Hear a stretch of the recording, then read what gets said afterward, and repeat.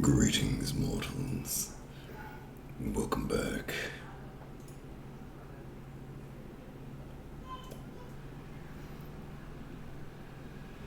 To me not having shaved yesterday. Oops. Hey, how's it going? Let's see. Do I need to close anything or do anything? I probably should have restarted my computer before I started streaming. I didn't shut it off last night, but it's probably fine.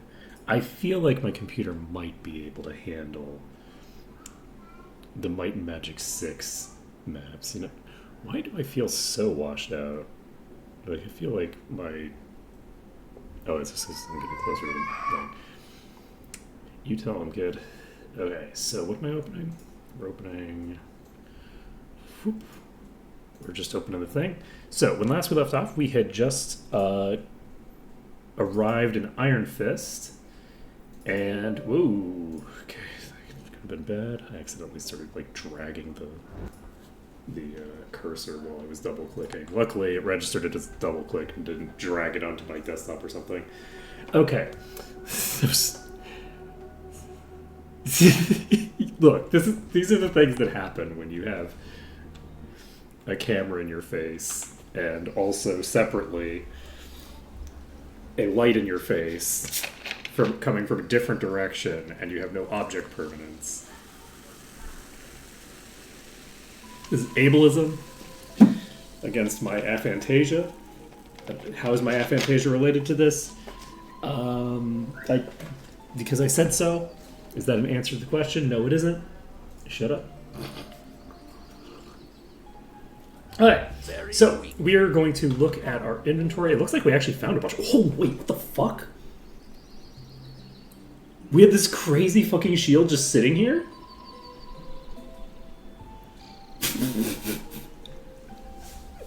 It's a 30% vitality boost. And it's level 8. That's very funny. Jesus, look at that HP boost! So what's her regen? 5? Oh my god! It's a 1.2 increase to just my Does that put her close to Commonaton? No. Commonaton has like 11.7 regen now. That's actually really solid. Also, Commonaton has so much HP now. Holy shit. You have higher bodybuilding by default.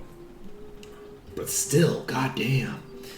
Okay, so that's cool. I have not looked at this file, so I didn't even know that I had unidentified stuff at the end of the last stream.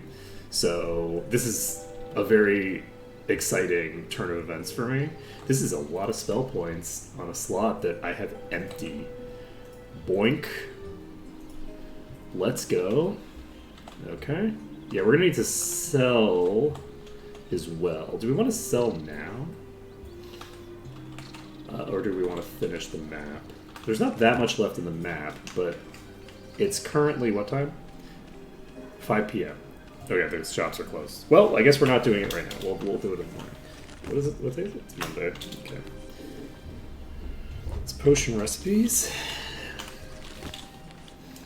Let's see. Where do we want to go first? Let's just climb up the mountain, and then we'll come around the mountain when we come. That seems like a good idea. Okay, I'm not going to dive these because I'll aggro more groups that I don't want to aggro. But yeah, so we're doing pretty okay so far. The leveling has definitely slowed down since we finished the opening gambit, which makes a lot of sense. Part of that is just that during the opening gambit, after the first area, I actually was doing multiple zones at once. So now I'm doing only one at a time, and I'm going, oh, I only gained a level, or a level and a half, or 2 levels. That's so sad. And then it's like, well, yeah, but you did it in, like, a tiny dungeon. Or a dungeon that is like a level 2 dungeon and you're level 30. So I'm curious to see. Wow, that's gonna be rough. Oh boy. So these are just not gonna do anything until I get closer. Ooh, my life is going to get a lot more painful than it has to be here. Alright, so the second group is willing to approach, so we are going to dodge around until we can get around cover. And some of these are going to drop down, and some of them are going to stay up. So it looks like the other pack has now decided to break off and start moving. That's super cool for us. Oh, this is the Lizard Wizard. Nice. So the Lizard Wizards are the most dangerous. They do the most damage here, which is reasonable. They're the highest level. But also, weirdly enough, at this point in the game, the physical attacks are less dangerous, generally, than the magic attacks. This is a transition that will change to the other direction, I think, later on. Even though I do have pretty good physical mitigation for pretty much the entire party. I think pretty much everyone is pretty durable against physical, but there's just a lot of tools you can use for magic damage. You know, the other thing that I just realized is that I think I have one of each type of thing if I want to use it. Let me take a look at my stuff once we finish this last lizard. Let's take a look at you. We're eligible for 35. And we have plus 19 to all stats. This character does benefit from Oath Doom. And we do have the ability... We have multiple Scouring Pearls. Do we have... This is so funny. We have 4 Scouring Pearls. We have 4 Scouring... Did the like numbers get changed, or am I just that lucky?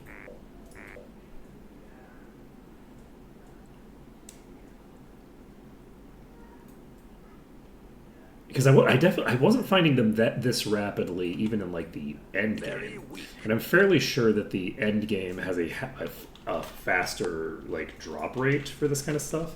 I think the crafting items are more likely to drop at higher levels. So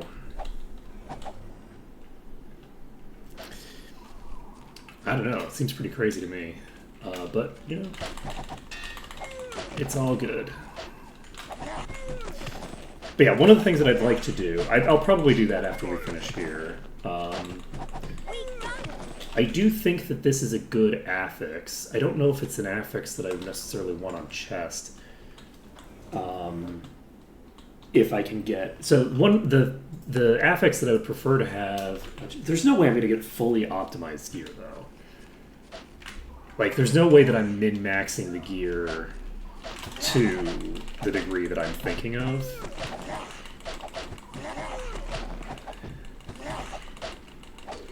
So it's probably not worth worrying about.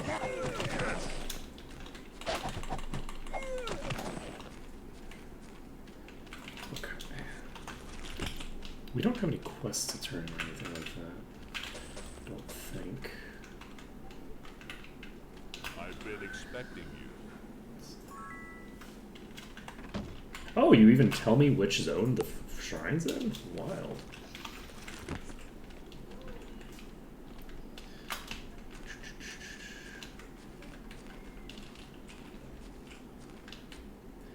Okay.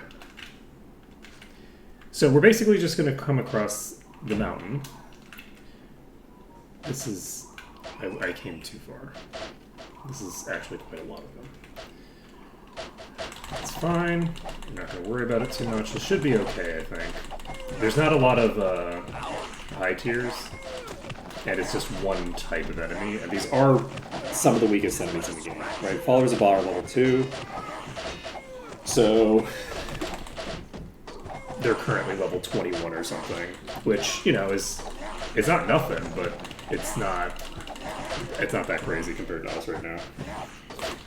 I do think that at some point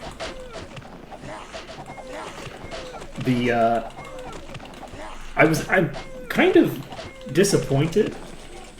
I didn't realize quite how many enemies particularly in 6, are so low level. Like, I didn't realize the followers of Ba were also level 2, right? Like, there's so many enemies that are so weak. And so when I do, like, a run like this, one of the things that's interesting about the consequences of that is, weirdly, I'm actually going to be over-leveled for large portions of the run. Which I wasn't really expecting. I was expecting that I'd start to get over-leveled for a lot of stuff by the mid-game. But I had actually forgotten, when I first set up the run, when I was first thinking about doing it, I'd kind of forgotten that Bolster doesn't apply to the continent that you're on. I was thinking in terms of the theoretical run that I was, where I just modded things to make it so that the Bolster affects each continent. So like, so Might and Magic 6 levels would also boost Might and Magic 6. Basically make everything bolster the same way the Breach does. Because I think that would be a fun fun way to play. And that was where the fundamental concept for this run came from initially. And then when I was doing the bolster maxing thing, I'm like, okay, so let's just do that, but without needing to mod it, right? So we'll just try to do like the maximum bolster, see how high level we can push the enemies, stuff like that. What didn't really occur to me, in part because I wasn't really sure how effective it would be, because I can't calculate. I have not dug into the files to check the experience formulas. Part of why I was excited was I had no idea how it would play out. And the way that it's played out is we've gotten a huge amount of levels very early.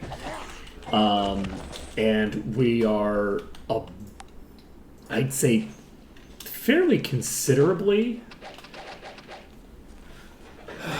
ahead of the expectation with how many maps we've cleared. Like, I'm trying to think of, like,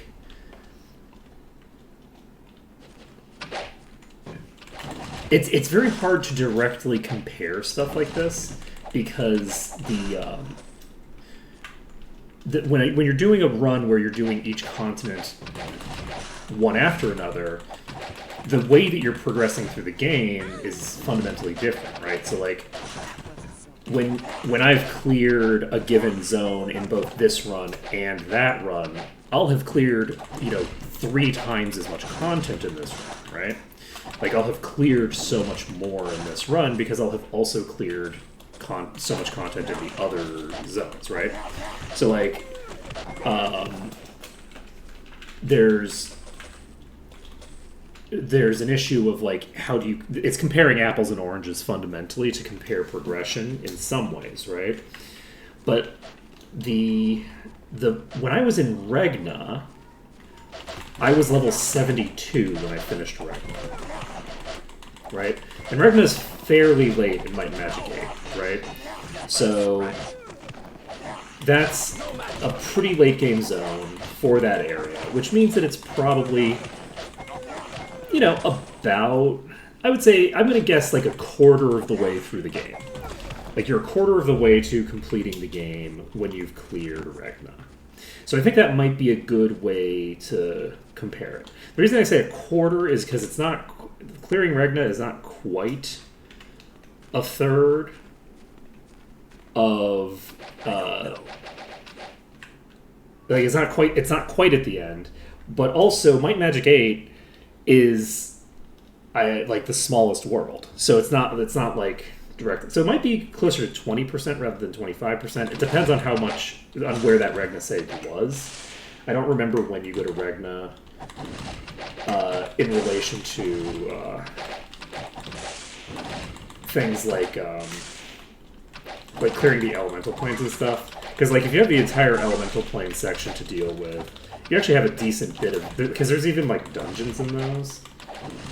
So it's kind of hard to say. I would say probably. Oh, excuse you.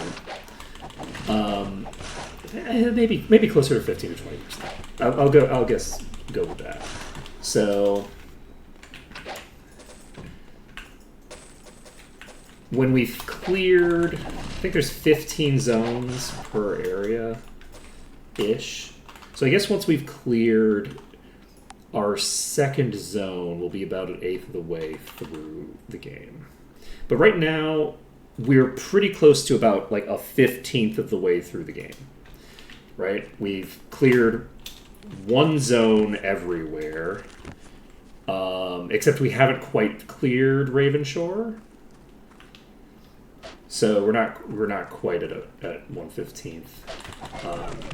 But even then, like in terms of like actual experience and difficulty and stuff like that, obviously we're fighting the lowest level stuff in all of the games that we're in. Like this is all the really, really low level stuff. So things are going to start escalating very rapidly in the immediate future, because in the immediate future we're going to be going into Corligan's Estate.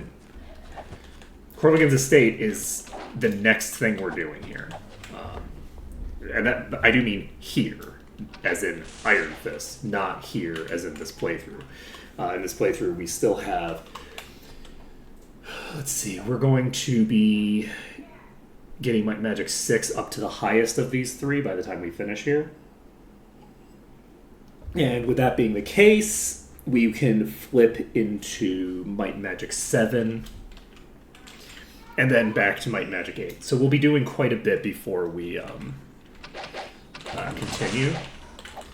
But Corligan's Estate I want to do first for a couple of important reasons.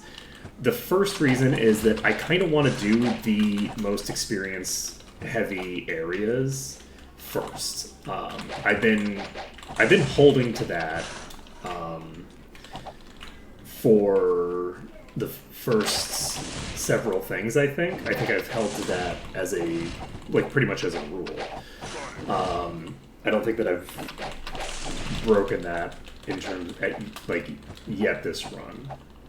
I might have been mistaken at some point, particularly with Ravenshore. I'm not positive that the temple isn't worth more. Either temple, honestly. But I'm basing it off of my best guess. So my best guess is that the Smuggler's Caverns are the highest experience target in that area. So, and similarly, my best guess is that the Ancient Temple is the highest EXP target in that area as well. Now, the other thing to bear in mind that I should have thought about more robustly, actually, is that because of the fact that we're getting... because of the fact that we get less experience for enemies that are lower level than us, it might actually make sense with how fast we are out-leveling the low-level enemies. It might actually make sense to do the low-level enemies first, and to just cycle it up that way. But we also do get more experience for higher-level enemies, so getting the extra bolster levels earlier, I think probably outpaces the penalty of then having to do a dungeon where the enemies are a little lower level than they would have been if I did it done earlier. I actually do think that it works out between the factors involved. I think that it works out that I'm probably best off doing the highest EXP stuff first. There might be like a balance there. There might be some sort of like ratio. The other thing is that I think the higher level an enemy is, the more benefit I get out of it bolstering. Because the difference in experience gain between a level 100 and a level 101 is larger in absolute terms, not like as a percentage, but in absolute terms, a level 100 becoming a level 101 is going to give me more experience than a level 2 becoming level 3, right? So the ratios and stuff like that are relevant in some contexts, but in some contexts, the ratios aren't the thing that's important. The absolute values are, and in the context of a limited field like this, there is an argument that you want the maximum bolster on the higher level enemies. It's a whole thing. It's actually fairly complicated, and I haven't done any of the math, so it's all just sitting in my head as like a field of opportunity, and thinking about the benefits and the disadvantages in a purely theoretical way, right? So the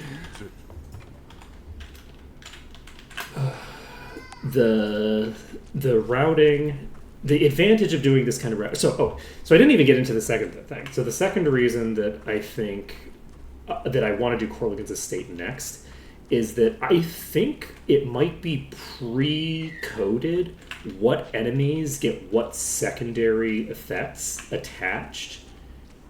So if it's pre-coded what the secondary effects that get added as they bolster up in level is, I actually want to clear the ghosts as soon as possible, because unconsciousness is bad, death is worse. And if I get them at a higher level, there's a higher chance that I'm going to get them to the bolster level where they start. They are totally random? Okay. Well, then I don't need to worry about it that much. Because it's not going to make a big difference which order of operations I do it in then. But my concern was basically because they did, I think they got death on like the second tier ghost or the third tier ghost or something like that.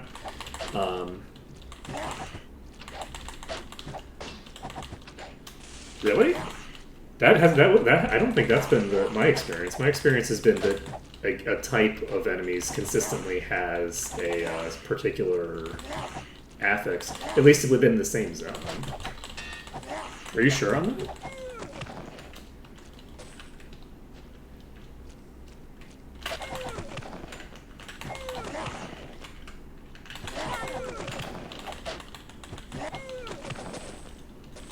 Like, the Liches consistently had a death proc.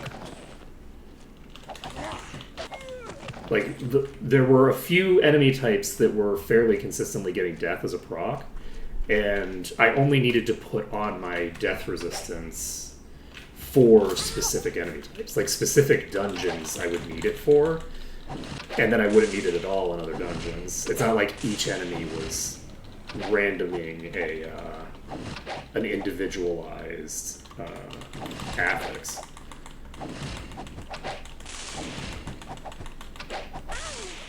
Like, I would have definitely noticed if there were, because I had one character who was not innately immune to certain effects for large portions of the game, and I feel like I would have gotten punished for that more frequently if that was...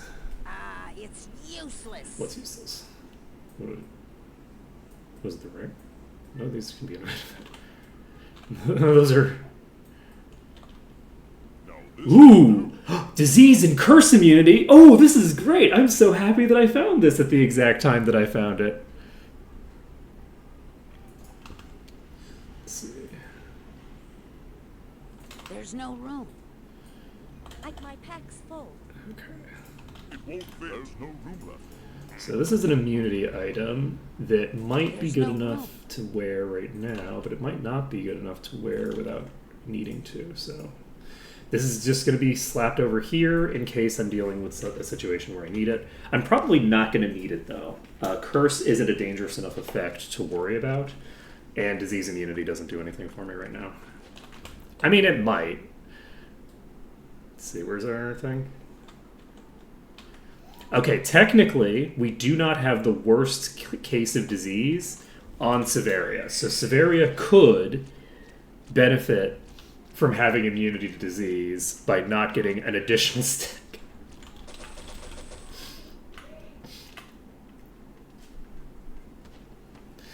We could prevent a third disease stack from hitting Severia, but that's about all we can hope for here.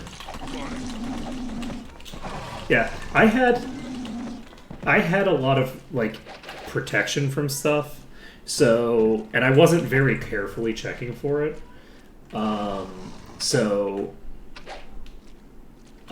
It's possible that you're correct, and it's just that the variance for me was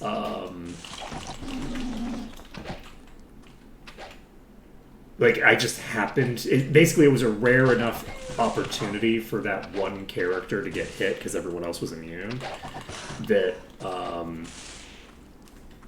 it just wasn't noticeable. But also, protection from magic doesn't protect from everything, right? So, for a while, I was using protection from magic for my coverage, and it like is breaking items not one of the random effects that they can have? Is it like not in the pool? Because if it was random, I'd be surprised by how I never had that happen to me. Huh.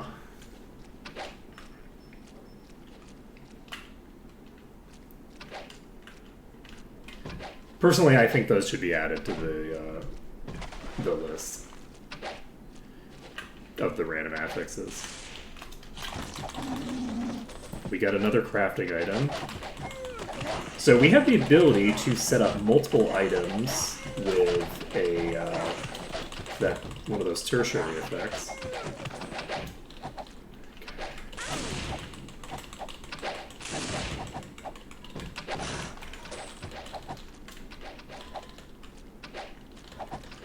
I actually have so many.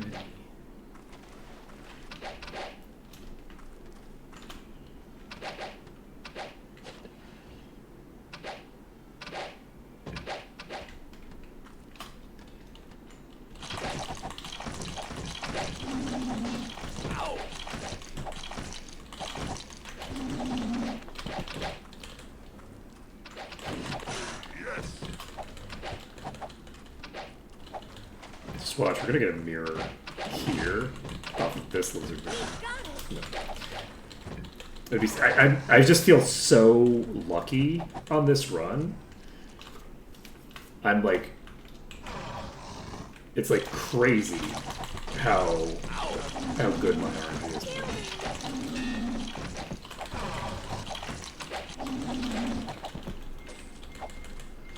Let's see here.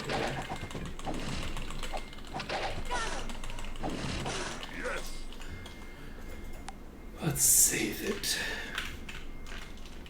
I'm looking forward to. But anyway, the thing is that I actually find item break to be an interesting thing. Not in 6, because in 6 you can't protect against it.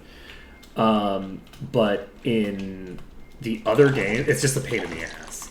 I think that item break as a mechanic is an interesting mechanic to put on a. Oh right, you're venomous. I should not be trying to brute force you. Oh, I ran into the wall. Alright, this is going to be dangerous. I need to do a better job. It's what level? It's level 33, so it's almost as high level as us. But I'm very curious how long it's going to take before we start fighting enemies that are similar level to us. I mean, that are like similar levels to what I'd expect, which is 10 levels higher than me. You know what? Fuck it. This is a boss. It doesn't count. It doesn't count that this thing is similar level to me. These enemies are like 10 levels below me.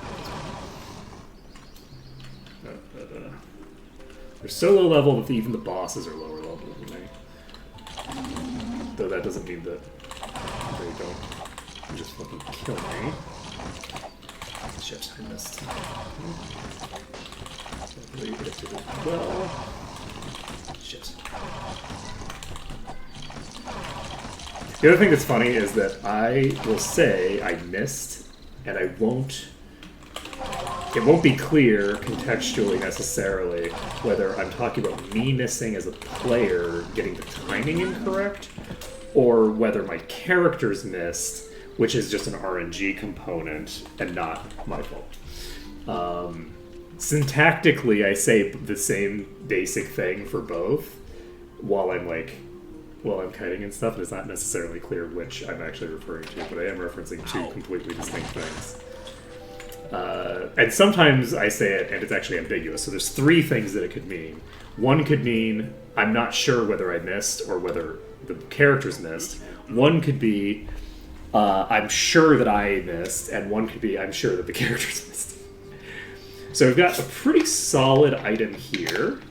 It's got personality on it, which is meh, but hey, you know, it's something. And it's got 17 HP and regen, and I don't think I have a full allotment of belts yet. I'm pretty sure that we have characters that don't have any belt at all. Comoniton currently doesn't have a belt. So what is your belt? Paralysis and fear immunity. I'm not taking this off of you. So we are going to move this over to you. Spell points and regen over time. Ooh, I can't get rid of both of those. Alright, let's do this. That's fine. A little bit of personality on you is a more sizable effect. The reason that I have two characters that can cure paralysis, so I could technically not have the paralysis item on one of them. I could just move. I could swap that off of Sortira, but I have to have that item on one of the two of them because the risk of getting a double paralyze is low, but it's not a risk I'm willing to take. I like to minimize the RNG factor. If I have the ability to prevent a bad thing from happening with preparations, and I don't, I feel really bad when I rely on, when I have to reload because I didn't protect against a thing that I knew could happen.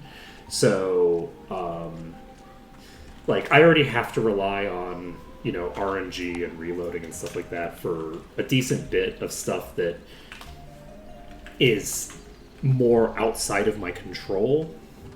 And it feels bad to add it to stuff that I could have prevented, unless it's funny. If it's funny... Okay, so let's be clear. If it's likely enough to happen that I think it'll be funny when it happens, because it's I'll call it as a thing that will happen, and then 5 minutes later it happens, and then we can all just have a good laugh at the fact that I knew that that was going to happen, and it happened, and I didn't do anything to stop it. That I will allow. That I'll allow. I find it less funny if it's something that is... If I don't put the thing on, the likelihood that it actually causes an effect in the entire run is almost zero. There's not almost zero. I'd say it's maybe maximum of a 10% chance that my decision to switch this item at this particular moment, when I'm not fighting enemies currently that have native ability to paralyze, but they can bolster into it, potentially. I don't think any of these are bolstering into any of that stuff, but something that I fight could bolster into it in the near future. It could hypothetically happen, but it's a very off chance, and it would be something that I don't think it would be funny at that point because it would have been 5 hours later. Unless we're doing a bunch of clipping to make that point, it's not that. Whereas if it's happening 5 minutes later and it's pretty likely to happen.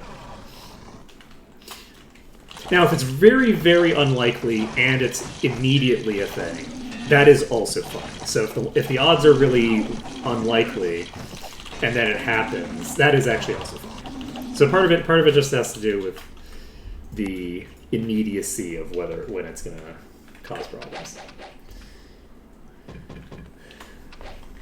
Or maybe I just have no consistent parameter for what I find funny because humor is relative and I'm just a little guy. I'm just a little birthday boy. That wasn't so bad. Okay. It was on my birthday.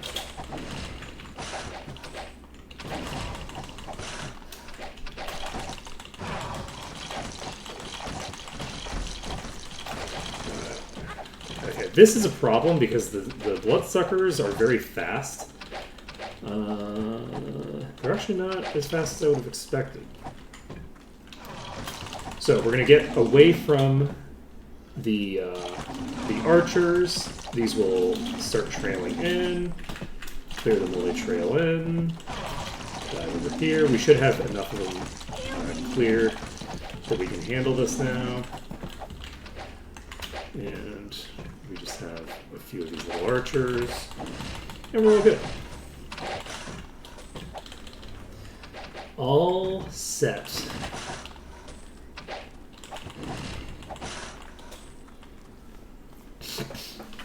Yeah, one of the things that's going to be interesting is that a good portion of the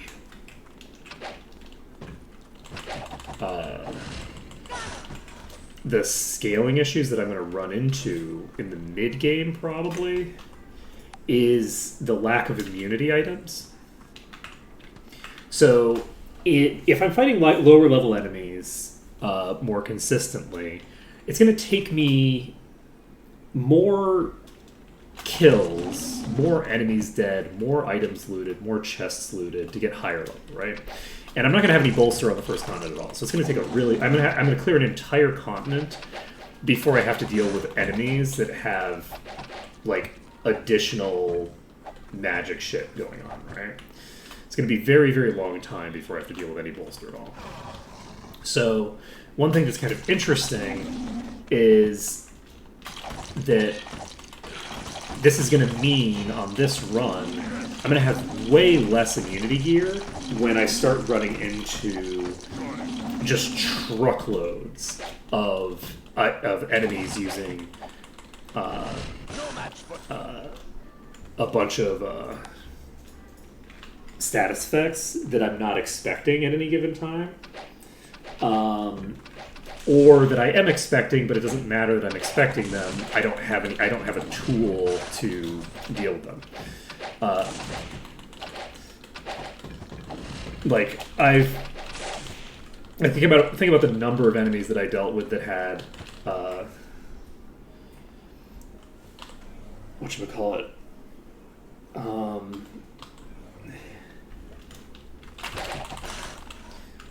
The number of enemies with disease before I picked up my first disease item. That's unlikely to happen in a more normal playthrough because, well, to run into like every disease user in the game anyway, because you're just going to have more loot before you start clearing out, quite all that stuff. Now, obviously, if you start out in 6, you're dealing with disease like from the word go, and there's a lot of it.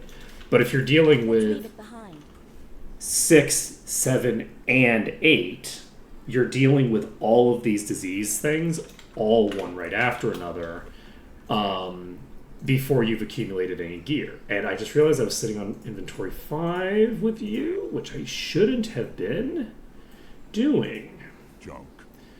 Because this means that I just have a bunch of junk in this inventory now that I'm not supposed to have in there. Okay. Who needs it? Good question.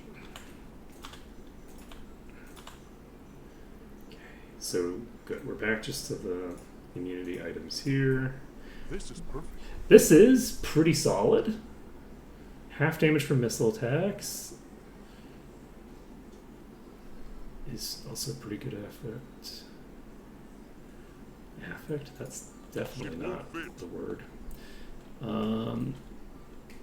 Let's see. Do I want to just equip this? It's worthless. No. That's a possibility. This gives... no, this gives regeneration. Mono regen is still very, very important for me. It's going to be important for me for the entire run, but for right now in particular, because I have such a low SP pool to play with, though I do have a lot of plus SP items. I've gotten really good luck with the itemization as well.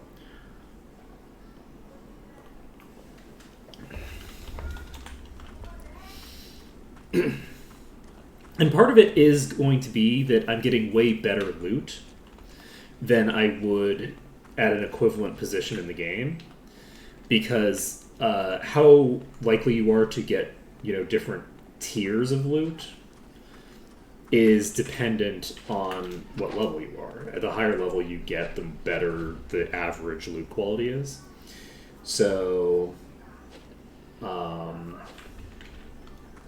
the individual items that we have are going to be higher quality.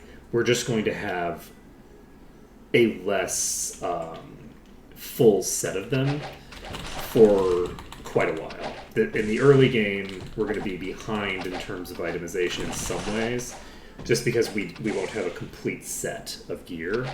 Like, you saw, we didn't even have a belt until just now, and that might not seem like that much, because we are in, like, Iron Fist, which is not exactly, like, deep into the game or anything. But we're in Iron Fist after we fully cleared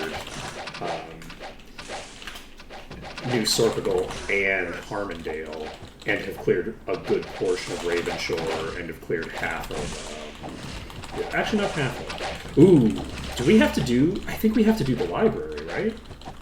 I forgot the library exists. Oh no. We have the Sunken Library that we need to do. And we can actually get there. Oh no. Alright, so once we finish... Oh god, the library is going to be fucking crazy.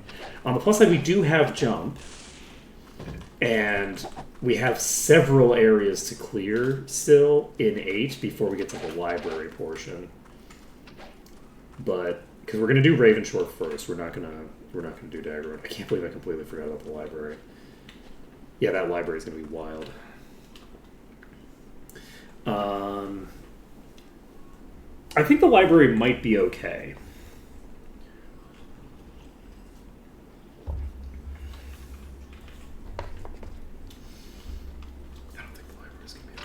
It might be, but I don't think it's going to be. How are we doing here? Okay. Ooh, the boss is rotated out of this is adamantite, so I can basically ignore the boss for right now, and then just try to get it in a good spot. We can block its attacks from here. We can see if we can actually just fight this legit. Let's take the...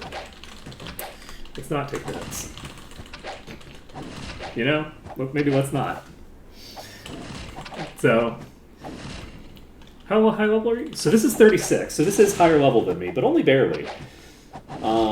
Once we clear here, unfortunately, we have, after this, Free Haven, which is going to have a bunch of low-level enemies again.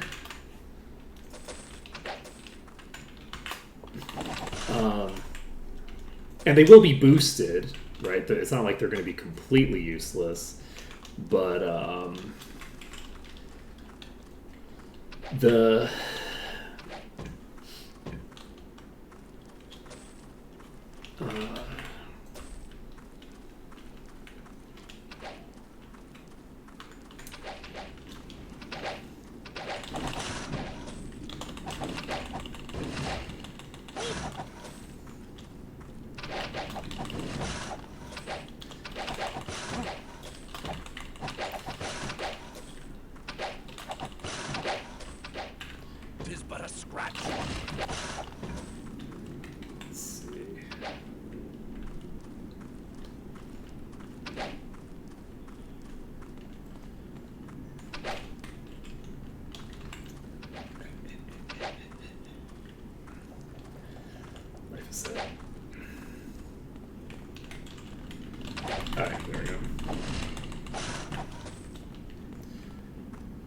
Perfect.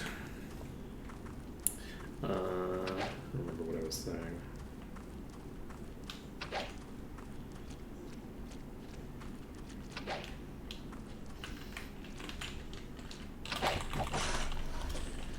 Okay.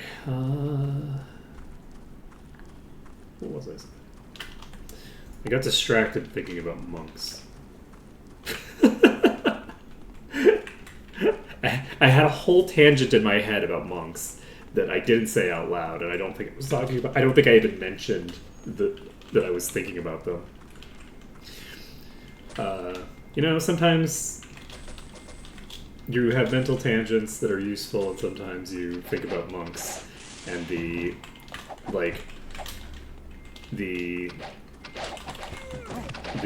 relative relationship between the arms master skill and unarmed, and how unarmed is kind of basically the arms master skill for monks, by virtue of the fact that it's like a secondary skill to the weapon skill that supplements and to a large degree surpasses the original weapon skill. Because if you have like a knight who has GM arms master is a more important component of their damage than their actual weapon skill. Arms master is just strictly superior to any of the weapon skills. Not strictly superior, because some of them have like procs and stuff like that attached to them. This is in vanilla. I'm talking about like in a vanilla context. So sometimes your brain just does weird random shit. So have we cleared everything except the respawns now? We might have actually cleared everything except the respawns now. So this heals us. We need to figure out how to do the things. I don't know how to get the spawns to happen. Okay, is it the keep off?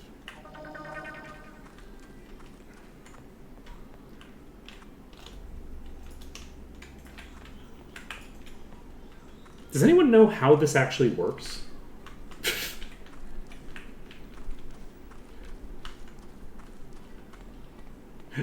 I find this section... I've never figured out how the actual spawn mechanics work in this little area.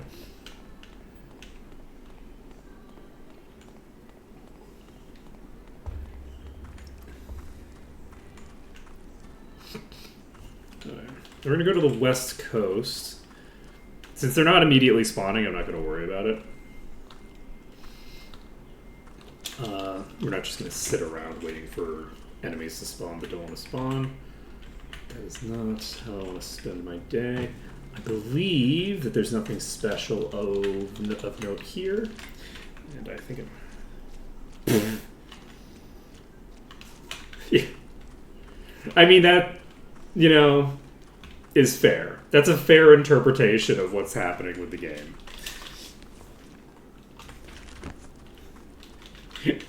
The logic for it is just if x equals 2 question mark,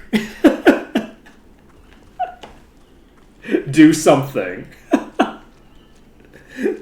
Maybe not even if x. If question mark equals 2 question mark. And that's the actual in-game logic. It seems legit. I think that's it. I think we nailed it. I think we got it perfectly set. Okay, so we've got the exterior cleared, I believe. So how much experience do we have? We don't quite have enough to get the levels gained up, but we do have enough to get that bolster level in Might and Magic 7 and 8 ticked up just a little bit. So we're going to do the Might and Magic 7 thing next. We're going to go to Arathia. That will give us access to some new skills. Here's another question that hadn't come up yet in the run, but which I think is relevant. Do we allow ourselves to travel between continents willy-nilly? I think we maybe do. But if we travel between continents, I do have to... Because at the moment... It is Tuesday. Can I get to New Sorpagal from one of you? I'd like to take a boat. Because it'd be nice to go to Alvar and pick up Master Dagger. Or not Alvar, the other place. Ravenshore. Okay, we can get to New Sorpagal right now. So I think we just pop over there. And, yeah, we can't go to Alvar. Alvar is not the... I wasn't talking about Alvar. I was talking about Ravenshore. I get the names confused all the time. But I'm wondering if I want to go to Ravenshore, make another attempt at the arena, because we haven't seen the next arena thing yet. And then go from there to the Might and Magic 7 to get to go to Arathia. I think we might want to do that. Make a quick arena attempt. Yeah, let's do it. I think you know what? I'm not even going to worry about it. We're just going to do it. Okay, so I should have saved under something. I'm going to go ahead and save under danger here. We're going to reload the test because we're actually having to travel to get between areas now, whereas before we were just clicking on a shrine. So I think I'm going to save this under. I'm not going to save it under Garrett Dunn or Regna Dunn. Freehaven Dunn makes sense to save over, I think. So let's go with what are we calling this? This is Iron Fist. So we're going to pop over here. We don't need to pop over here. We need to just load the danger save. And we don't have that many save files available, but that's okay. So we're going to pop over to Jadaim. We are going to probably level up while we're here. Or we can try anyway. Master Dagger's over here somewhere, right? There we go. Ho, ho, ho. This is exciting. So Severia has 153 listed damage right now. And is up from like 30 when we were in Goblin Watch or something stupid like that. Like, it is an insane difference. We are so much stronger now. So we can immediately pop this up to Mastery. We're up to 166. What's our crit chance now? So we now have an 18% crit chance. You have a 29% crit chance. No. You have 18%, 35.57 with Dagger. So you have a much higher crit chance now. Holy shit. Let's see here.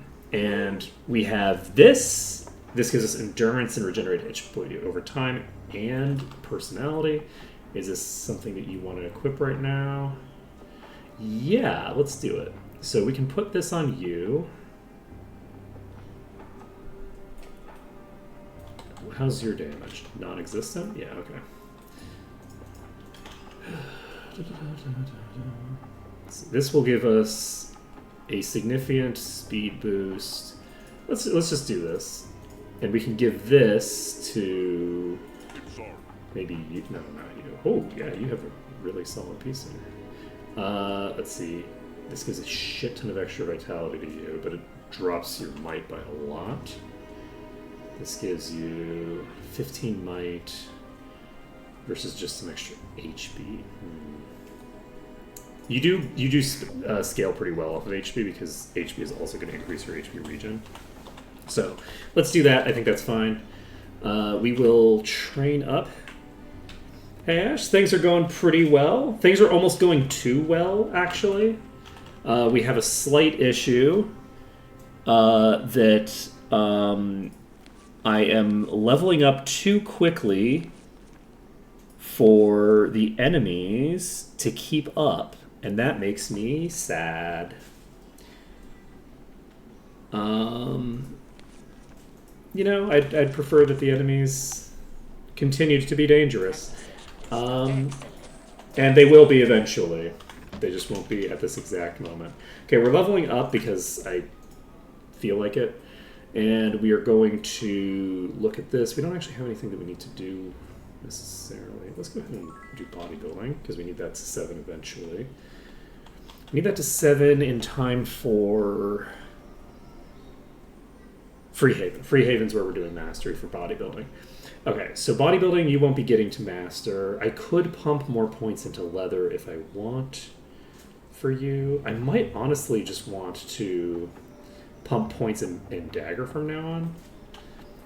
Just for the hell of it.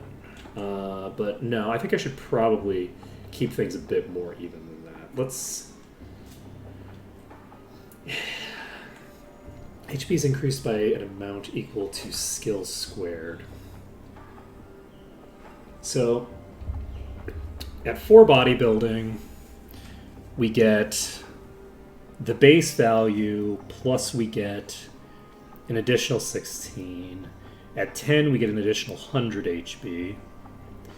At 20, we get an additional 400 HP. 30 is 900. I mean, these are fairly decent values because I think they're multiplied by endurance. So with them being multiplied by endurance, like that's fairly valuable. So we might actually get this up to 10 eventually. I don't think that durability on her is my primary concern at the moment in terms of just raw hit points. I think mitigation is more important at the moment. And I have exactly enough to get leather up, so maybe I should just do that. Oh wait, at some point we're getting alchemy. Are we getting alchemy along this trip? I actually don't know when we're getting alchemy up to expert. I'm going to hold off on her points for now. I don't remember where we're getting it, or if we're getting it along the way to where we're going. Expert alchemy is big though, because it gives us protection. It gives us the ability to protect these from breaking. All right, we're going to pop into... What day is today? Saturday. Perfect. A quiet room. All right, so we are going to try to do this, and we'll see what happens. And once we've done this arena, we can... Come on, let's go in. Hopefully make things work. We've got stone skin at the moment. We don't know whether we need stone skin or shield yet. We're going to start healing. Alright, we have rats again, but these are different rats. These are worse rats, in the sense that they are pure melees. They cannot hit me with range attacks. So worse in the sense that they are weaker enemies. They're less dangerous. Oh, nice! We got an hourglass. After this, if we manage to clear all this, which there's no guarantee, but if we manage to clear all this, I think we might be able to. These are level 24. I recall the scaling wasn't that crazy in the early part, in the sense that like it didn't like level up super crazy fast. So it's not like it's giving 10 levels in between or anything like that. So it's possible that the top tier of the previous wave is about what we should expect from this whole wave. And that's a venomous giant rat. It didn't get in yet. Do we want to try to brute force this rat, or do we want to try to deal with it more? Okay, we're going to try to burn these. And then we need to clear the... I think I'm going to just try to kite this. We're going to do a melee kite. We're not going to do anything super fancy, just kiting it out. And we're going to get missed. That was it. He's going to hit me. He missed me. So that's great. We got the opportunity to attack, though, which is suboptimal. Okay. We took that out. We didn't take very much damage or anything. I'm going to grab this. Grab this. I think these don't even fight me. I guess these do. But yeah, for whatever reason, the green peasants don't have the right thing. So this shouldn't be too difficult. They are level 30, though. So... and the red ones will fight back as well, which means we're going to move these a little bit, because I don't know what level this is. This is level 31. Okay, it's not a big difference.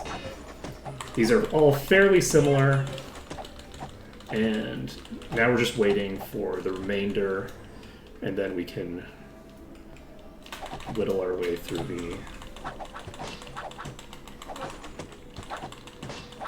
I should actually be more aggressive here, probably. But I guess it doesn't matter, because it's not like I need to clear all the greens until the thing's over. I don't even need to clear them at the end of the wave, because they're not gonna cause a problem, you know. Just you. And do I want... I'm gonna see how hard it hits. It hits way too hard for me to do that. Oh boy. Unfortunately, an adamantite enemy, oh shit, is a big issue for me because it's going to take a bunch of time to kill as we're like waiting for the next sequence. It got locked in this position. Oh, it's no longer locked. Shit. Oh, fuck. Missed the timing there, but it was okay.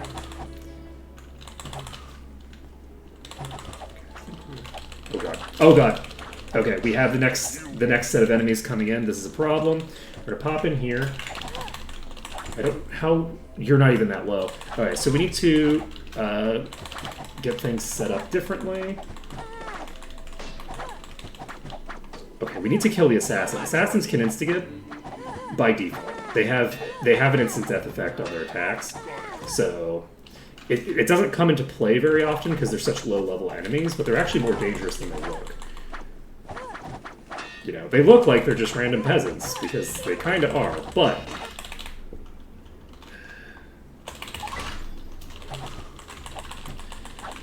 Can I just... I can't brute force you down, so I need to jump down the other side. There's not a lot I can do about it. So, unfortunately on this side... We're probably going to get burned down here as they start piling in. I don't have an answer for this. Ugh. I'm not going to be able to kill this thing with just Commoditon, I don't think. There's a leech on me! I can't heal! God damn it. A leech spawned. So funny. Okay, well, that went pretty badly for me, but I think that this is very manageable. I played pretty badly around the adamantite. I say this is pretty manageable. Those assassins, I actually had very good enemy control there. Those enemies were way more under control than they are in the average pull. And so the fact that I actually, you know, got overwhelmed there is an issue, unfortunately. We also, unfortunately, do not get the nice shiny hourglass that we found. No hourglasses for us.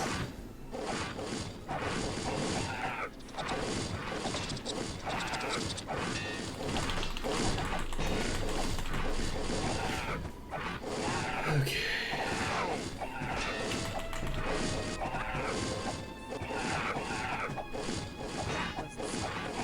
Alright, we have the boss in play. If the boss comes up here, we need to drop down. Alright, who are you? Regenerating, okay. For Regenerator, it's tempting to just stay in melee with it. Because melee kiting it is going to massively slow down my DPS. And I think we're going to do that. And there we go. We're all set. Okay, so the rat's toast. We're healing up. And we don't have to go that crazy with the healing before we do this, just because they are fundamentally, most of this is just non-threatening. Some of these will be a little threatening, but this should be an easier wave overall to clear than the previous one was. Obviously, it's all relative, because the assassins are level 30 or whatever, which would have been, on its own, just unclearable for the other one. But for this one, the second phase is going to give us a very, very nice opening, whereas the previous time it only gave us a pretty good opening. And the first enemies are not nearly as dangerous as the first enemies were in the other one relative to the position I'm in now. So... I need healing.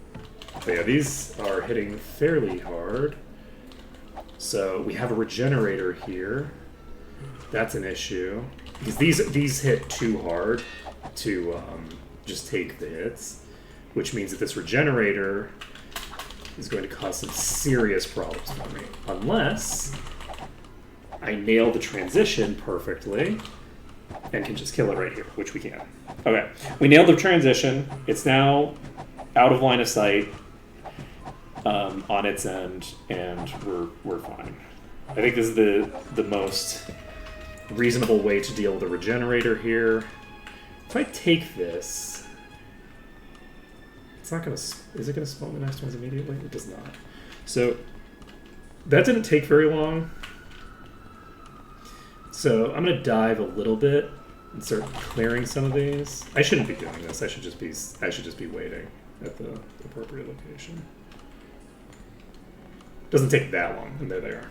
Yeah. See, I'm not in position right now. Okay, we have one cut purse here. I want to take out the tier 2s fast. The primary thing of importance is taking out the assassins.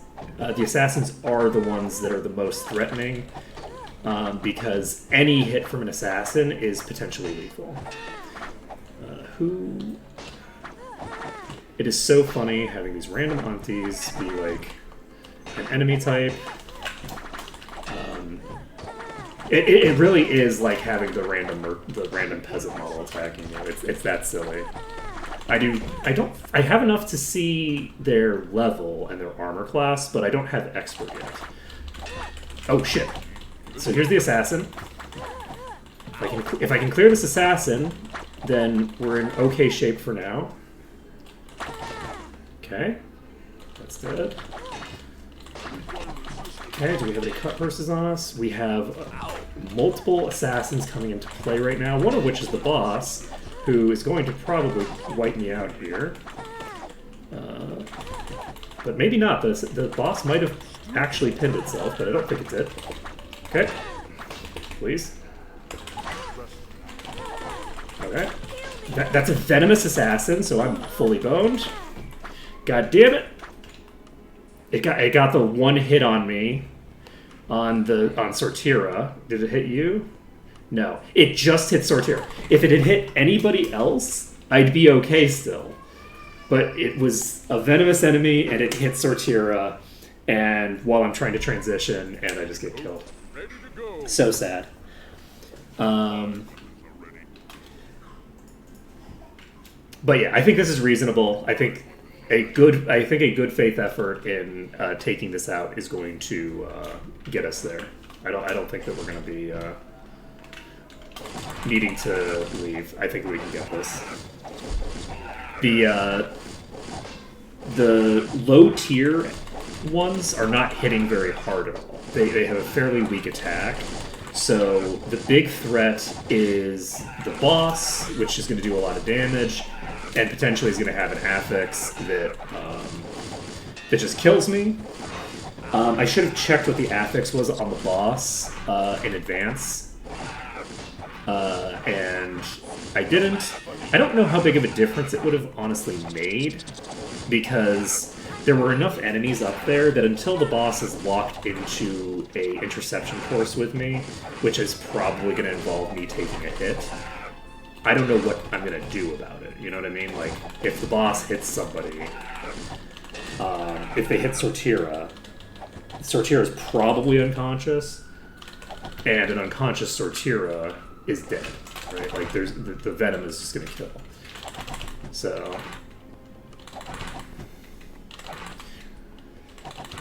we're just going to kite this one. I don't think we need to worry about it too much. Didn't hit very hard on Sortira there. Sortira has a lot of mitigation. Okay, we're not going to immediately loot this. We're gonna heal ourselves up a bit. The next sequence here... Oh wait, no, the next sequence here is the peasants. Never mind, I can't just loot this. I thought that we were already on tier 3, because that's the hardest part of the dungeon right there. That's the hardest part of the first stage. So,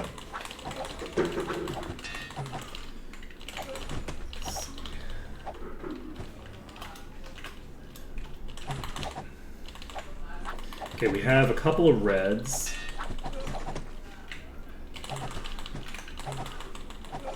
Okay, that's toast. But yeah, I'm looking forward to getting expertise in Identify Monster, but I don't know how long it's going to take. I don't remember where the Identify Monster trainers are, and I don't know that I have any on my path. I actually don't remember whether there are any Identify Monster characters. Oh god. Oh no. The character who jumps is unconscious! Someone heal. I don't know it. I don't know it. Oh god. And very, very unconscious at that. Alright, we need to get out of here because all of the high tier enemies are directly on us right now. And you are at negative 61. I think I might... I want to get that person up so it's useful that we went off them. Because that just gives me the regen. Okay, that's useful. Okay, we got everybody up. We can now look at our map. We have 3 on us right now. We're going to try to take out this one. That one's dead. Oh, that's venomous? Oh, shit. Okay. Okay. Oh, shit. Why? I hit E. Why did it not go off? I've never seen one before. I need... I've never seen one before. Okay. We have to lock this thing in. We can't take hits from it, like, at all. Oh, we got it locked in. Alright, we need to burn this down before the things kill us. The boss isn't here yet, so we need this Venomous Peasant dead so that we can basically drop out of this spot and get to the top. We can now rotate up to the top whenever we want. We're going to do that once we have too many. Oh. Why weren't you... They hadn't recovered, so they couldn't, the recovery time wasn't up, so even though I was spamming E, they didn't do it. Yeah, I should have transitioned up immediately. I waited until I had too many enemies on us. Mistakes were made. Fully unforced error there. That was... I made a good transition with the Venomous Peasant. I do think that for dealing with like a single individual enemy, I have a pretty consistent method of locking them out so that I don't have to deal with them. With this thing now, I feel like I'm getting that down consistently. I can consistently lock some number of them up there, and it's only going to take me a couple of attempts to lock a boss up there. I'm going to get out of here. I need to actually disable E.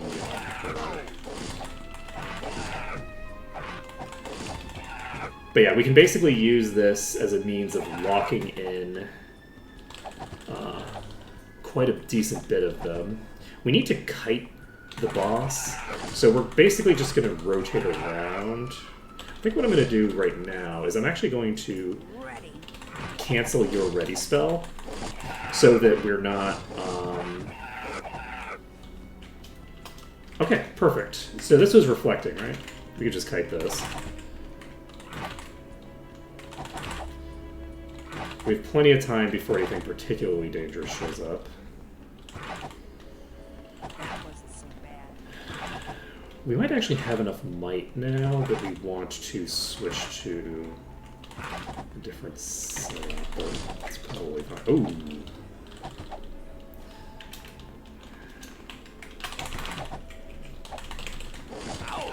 Okay, that's done. They probably shouldn't have looted that.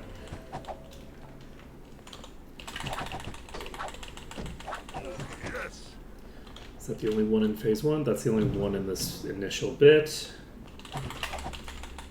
Okay, next one's spawned.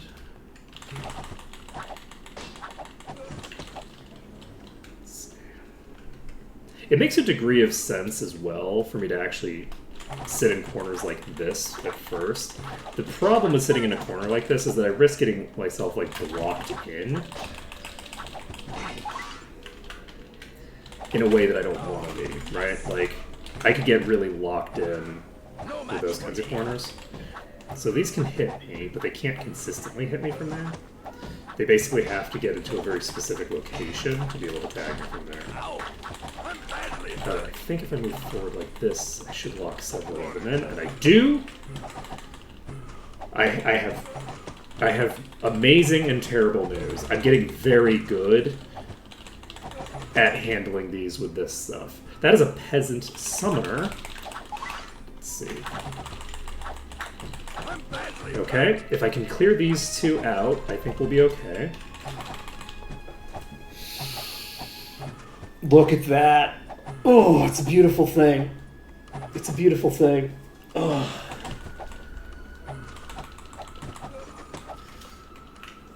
Oh man. Nobody tell Malekith. Malekith's just gonna block off that whole fucking platform. I know it's gonna happen. I actually don't know what's gonna happen. It's been threatened, but I don't know if that was a joke. And I don't know that what I was doing there is actually enough of a shenanigan to trigger additional action against this. Because like the reason that the roof thing got removed, I'm pretty sure was just that Malekith was like, that shouldn't be a thing that you shouldn't be able to just jump up there. That doesn't make any sense. That's just weird because the enemies can't even get to you from there. Like on a very purely technical level, this seems a little too OP. That is broken. Emphasis on the broken. Oh wow. Okay, let's see. Can we get this assassin down quickly? I'm wounded. It is but a scratch.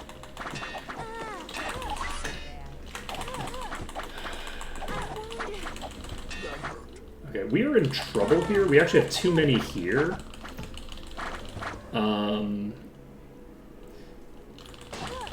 For me to be terribly content with what's happening here. I'm hopeful that we don't have too many on our left attacking us right now, but some of the ones on the left are probably attacking me right now, which is a concern.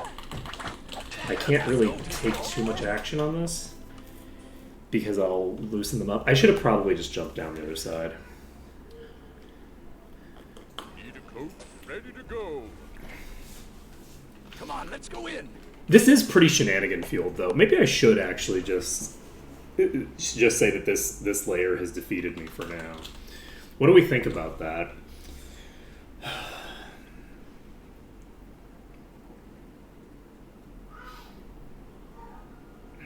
Given the degree of shenanigans that I'm starting to engage with there,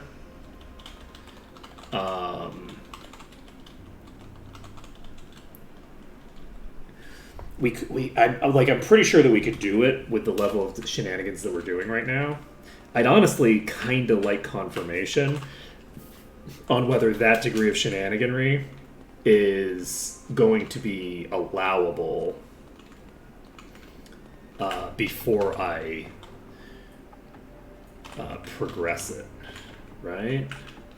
Like if that thing gets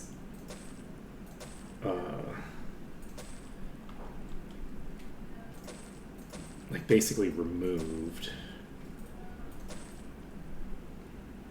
then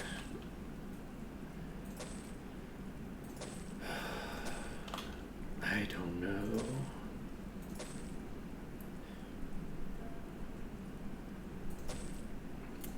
Alright, so I'm just gonna think about it while I do some selling, basically.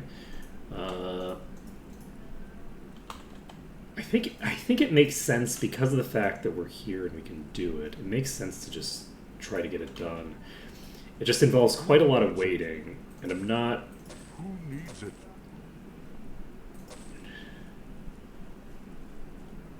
Sure.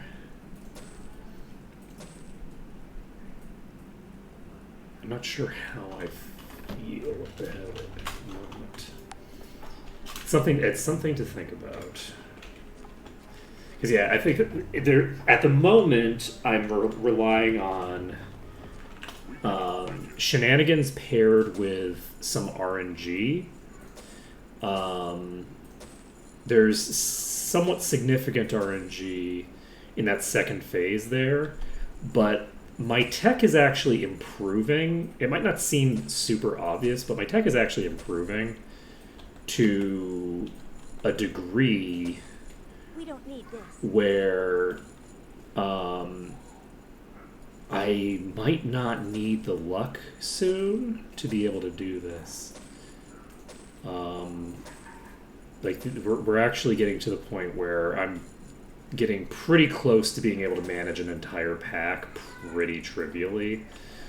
I don't know. Do I want to keep this? It is sleep and unconsciousness immunity, but it's also incredibly garbage leather that can't. Yeah, no, I'm just gonna get rid of it. We'll pretend we didn't see it. Let's see here. Sleep and unconsciousness immunity is very important, very good, and it's going to be very important and very good really soon. But it's also really bad to have that be on a really weak piece of leather.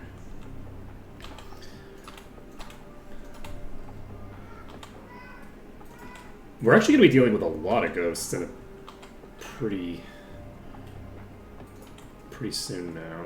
This is a bunch of luck and regenerates spell points. The other thing that I could do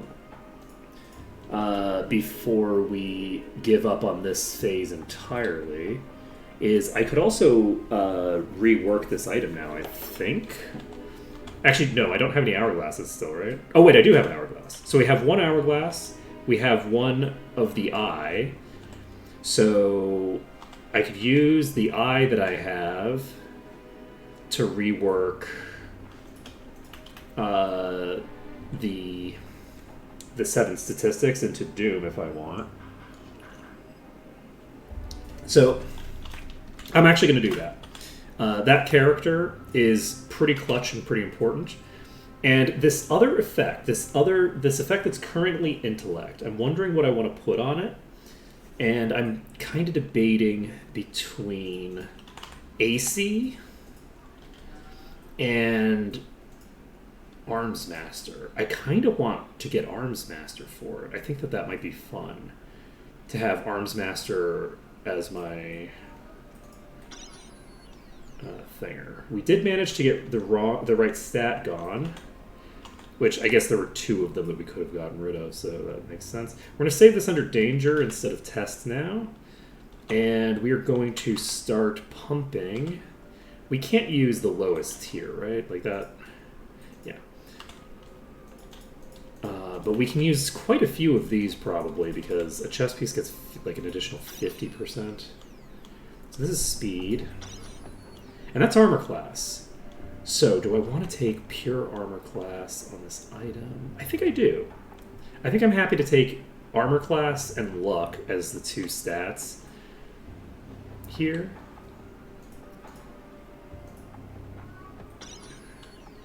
So we now have AC. And I want to check if I put this on, I have 220 AC. So let's save this under danger again. We've now done the thing. We're going to load test, and we're going to see how much AC we have right now with this on. With this on, we have 186. So it does look like the multiplier, 186...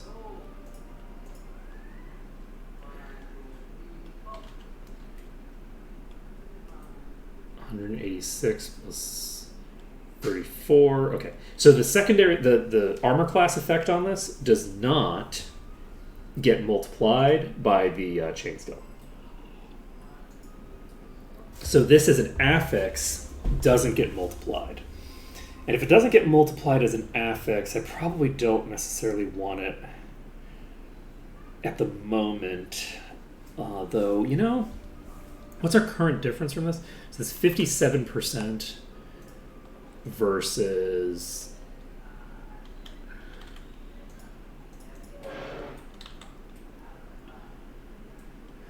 51%. So it's a little more than a 10% reduction in damage per hit, which is pretty big actually.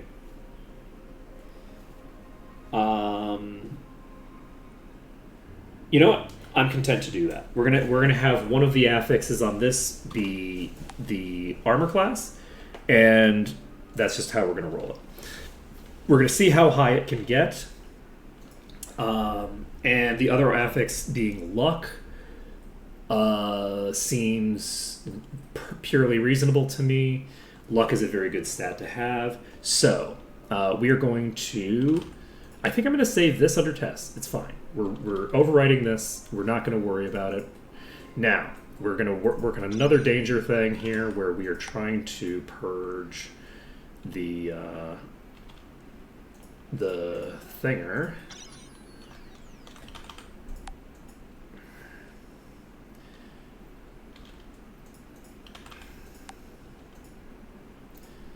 Okay. Where we try to purge the thinger.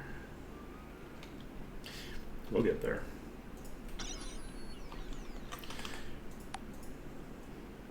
The thinger. Okay. Plus $19 resistances.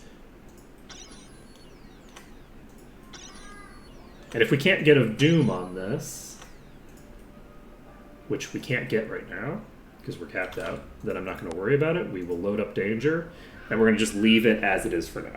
We will eventually be swapping the all stats, but for now, we're not going to. We're not going to keep upgrading this because this item is currently not doing what I need it to do. Do we want to fully upgrade you? I think... Do we have enough control cubes? We have a lot of control cubes, and we don't have a lot of items in play right now. We don't have a lot of legendaries in play. So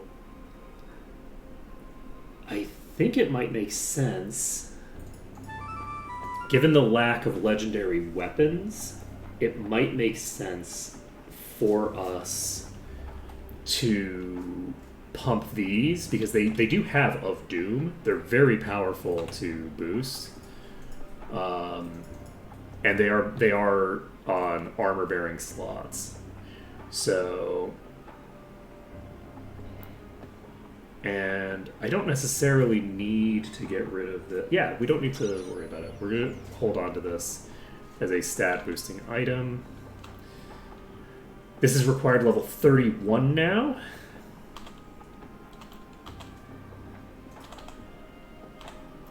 So that's great. Where is our... It's only you, right? Okay. And...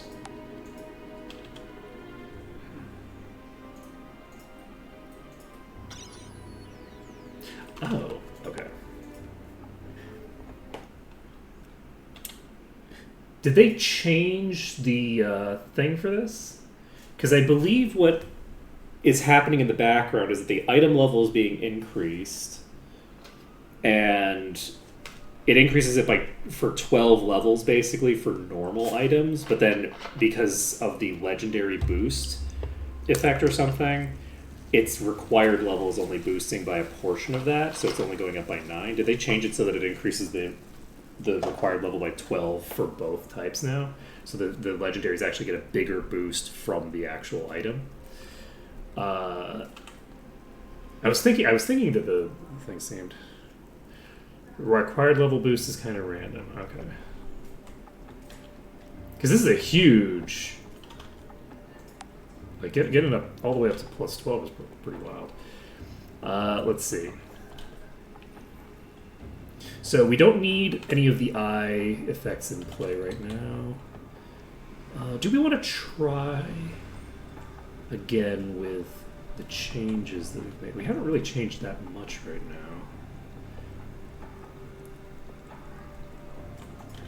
Oh, okay. Interesting. I didn't realize that was a randomized component. I could boost this helmet. We don't need to. Do we need to re-itemize this?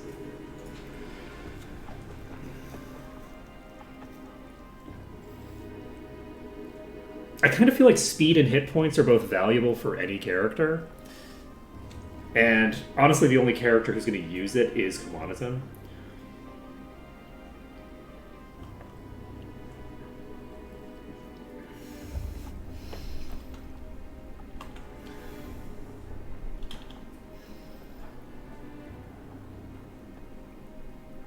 Ooh, because of the fact that only Kamanaton's going to be able to use this. Is it worth using the incredibly low tier crafting Topazes? Yes, it is. Yes, it is. I shouldn't have done that though. Give me a second, actually.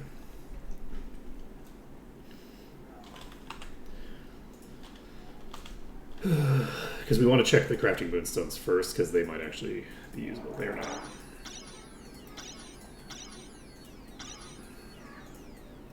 Alright, so this is now going to give us a sizably increased boost. Look at that fucking AC boost. Holy shit. Let's go. 237 AC. 60% damage reduction. So good. So good. So you'll take less damage now. You're also going to block damage more frequently. Let's save this under danger. I want to actually take a look at what our stats look like on tests. Okay, so we actually had quite a bit of this already. What was it, 237 or something?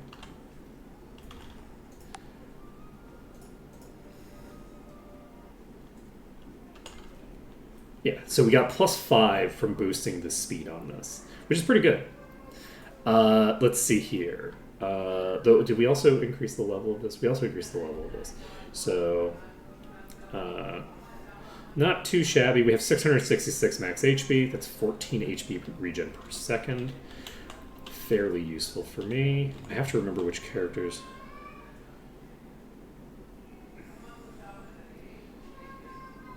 Yes, I have mentioned. I've talked about that several times, actually. Yeah, but it's way worse for me to have to select a target. That slows everything down. That, like, the fundamentals of how you then have to target it and then attack, you lose like a quarter of a second or like a half a second of like attacks. You're like, in terms of the response time, selecting a target manually is extremely time consuming. The number of times that I have died because I manually targeted a heal it's very significant. Even just the fact that, like, if I run out of mana and I have like one less mana and it gives me the targeting cursor, that's killed me so many times. So many times it's killed me because there's a latency issue there where it's like you have to hit escape and then you can start activating the UI to actually do stuff. So, but yeah, I could heal the guards in Harmondale, but I can't heal them for very much. My healing is like healing for 26 when enemies are hitting for 80 damage or whatever is not super useful. I have a strategy for the guards in Harmondale that I will check out the next time we play, but we'll see. I might end up needing to do some shenanigans for that, but I don't even know that I'm going to have to. I'm going to have to do some shenanigans, but we may or may not need to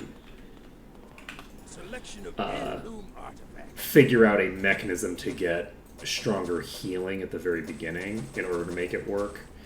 It's hard to say.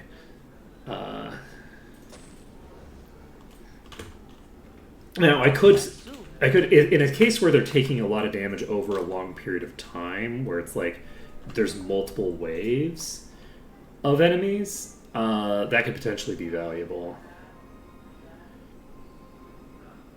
But that's a fairly niche situation, I think. So this is regen HP over time and intellect. This is 1 might.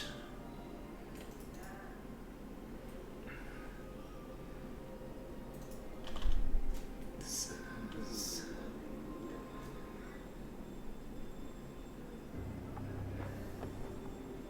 Yeah, I'm gonna need to itemize my shit a little. You still don't have an amulet. I still have missing amulets. Holy shit. So I have most of my actual slots filled, but a lot of them are filled with pure garbage. And it's just not doing anything for me. It's going to be so exciting to start really getting the things going. All right, so we're on our way to Arathia now, I think. I'm not going to try to do the assassins again. I'm going to leave them to their... No, we're going to try the assassins one more time. We've actually substantially improved the durability of 2 of my characters, one of whom is actually really important. So we're going to make exactly one more attempt. We're not going to engage in too many shenanigans here, by which I mean we're going to engage in the exact number of shenanigans that we have this time. We are going to heal up, because I should have been doing that immediately, and I didn't start immediately. We do have more itemization that we could do to potentially improve our situation, but I'm not really willing to invest the resources that I currently have into like temporary gear when I have multiple legendaries in play already, and feel like there's a decent chance I'm going to get another fairly quickly. I'm going to try to limit most of my crafting to just tinkering with the legendaries. We're going to have as many... We're going to have as many of Doom legendaries as I can make happen, and I'm going to prioritize it very heavily making that happen. Because I think that that's a very useful affix, and it matches with the goals that I have quite effectively. This thing can probably kill me, right? Can I beat an adamantite? I could probably beat an adamantite in a fight. Let's just do it. If it's basically alone, I say basically because that's just like a baby rat. Yeah, we're fine. Okay. Okay, that was a bad idea, because by looting that, I'm not allowing myself to recover if this goes badly, but that's fine. It went fine. There were only 2 left. Okay, we have only 1 in play. We're going to deal a little bit quickly so that we have more time to deal with the next pack. I'm actually going to dive over to one of the corners. Because there's so few of these, if I dive into the corner immediately, I can try to keep the number in play to a minimum. Okay, we have too many on us, so we're going to immediately dive over here. And we're going to do some tech practice here. I think we should have at least 2 of these locked in. But we don't have them locked in a place that we can hit them easily. We have to jump to hit them. This is not a very good setup. I'm worried about moving because there's so many that I've locked up there, but we'll see. We have a boss coming in here. It's an exploder. And we're going to have to... See, that's a considerable loss to me. That's like the fact that I have to auto-select there is a problem. Who's here? You. Okay, we need to deal with you first. But everybody else, I think, is locked in. So... I feel like you can kind of see what I mean about, like, I'm approaching a point in tech where the RNG matters a lot less. Because this is a very big pack, and it's not going to require a lot of work to clear them compared to what you would expect. I think that was substantially more of the higher tier peasants that are actually hostile. than I've gotten in most of the previous attempts. I could be wrong, but I think that was a pretty high amount. So, goal right now is to burn through as many of the cut purses as possible.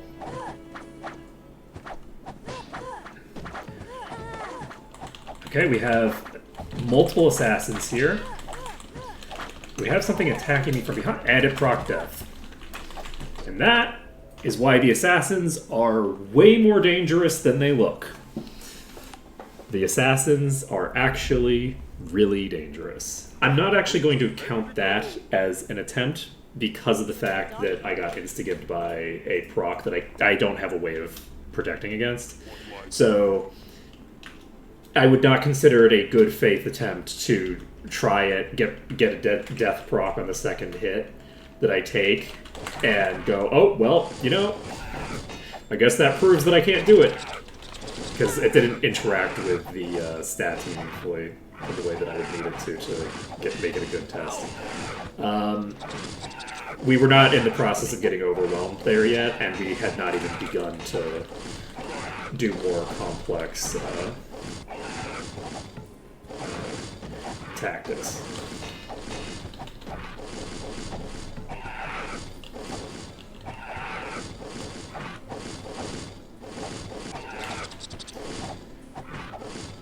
Okay.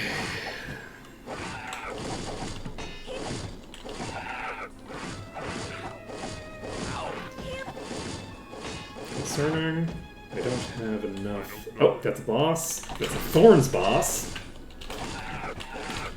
Okay, we're gonna try to get it all the way to us, and if we get it all the way to us, then that's GG for it. So instead, we seem to have gotten unlocked. Oh, there we go. All right.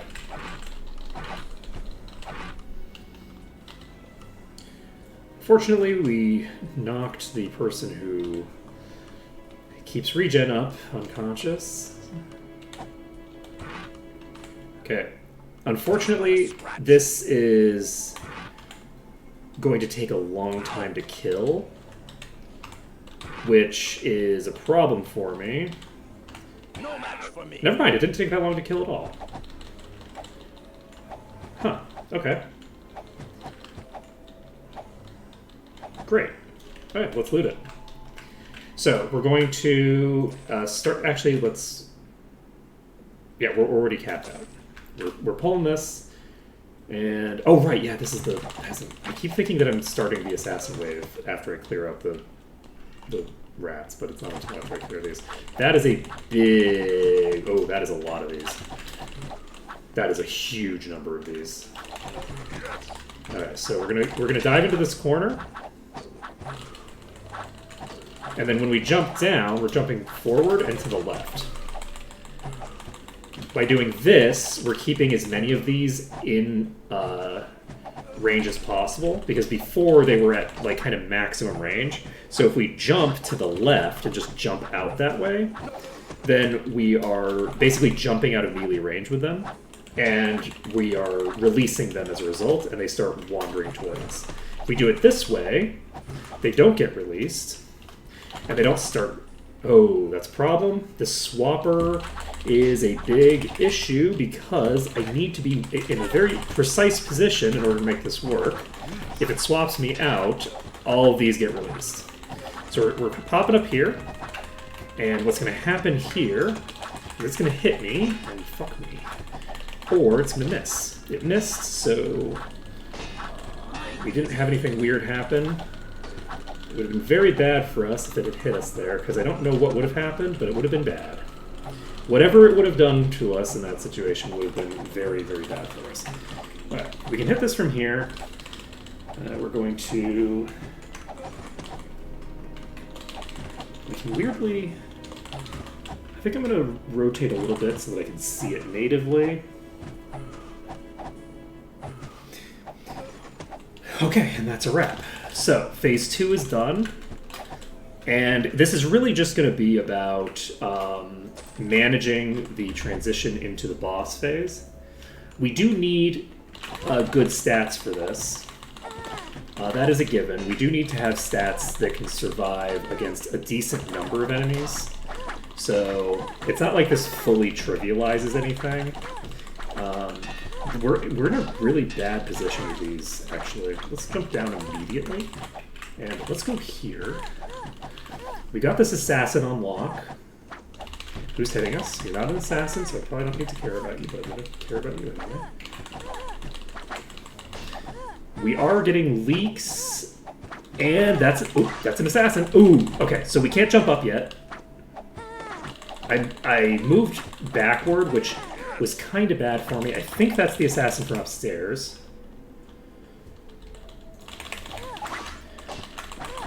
Okay, there are 2 assassins in play right now. I'm going to try to deal with this one immediately.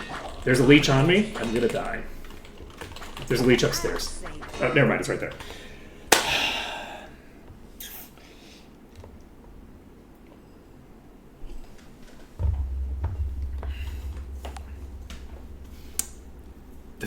The fact that we got a leech there is so rough. Do I want to make another attempt?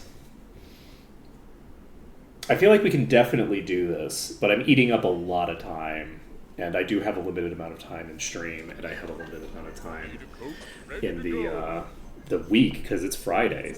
So we're gonna do it one more time. This is actually going to be the last attempt. I'm not gonna keep doing this indefinitely. I feel like that is an attempt where if I had played a little bit better, I could have made that work. Though, if I'm being honest, I actually probably couldn't have. The leech probably would kill me regardless. Because in order for me to lock in the leech, I have to be close enough to the leech to take like full leech damage, basically. So, we're actually playing quite badly here. Let's get these under control.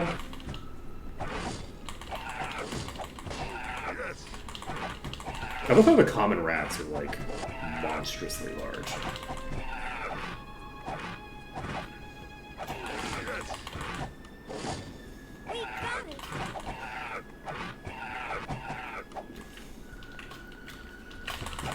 Okay.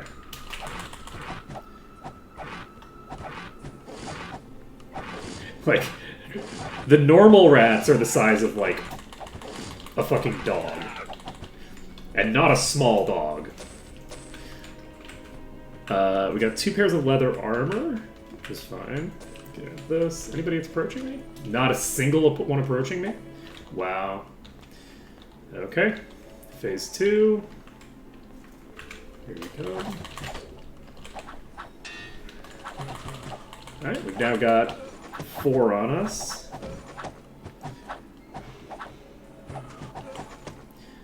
Very manageable.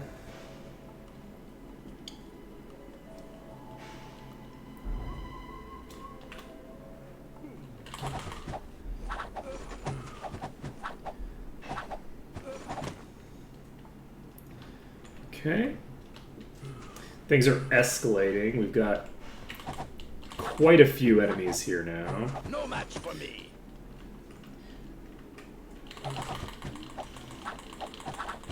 I should have actually tried to lock them in there. We're going to lock them in over here.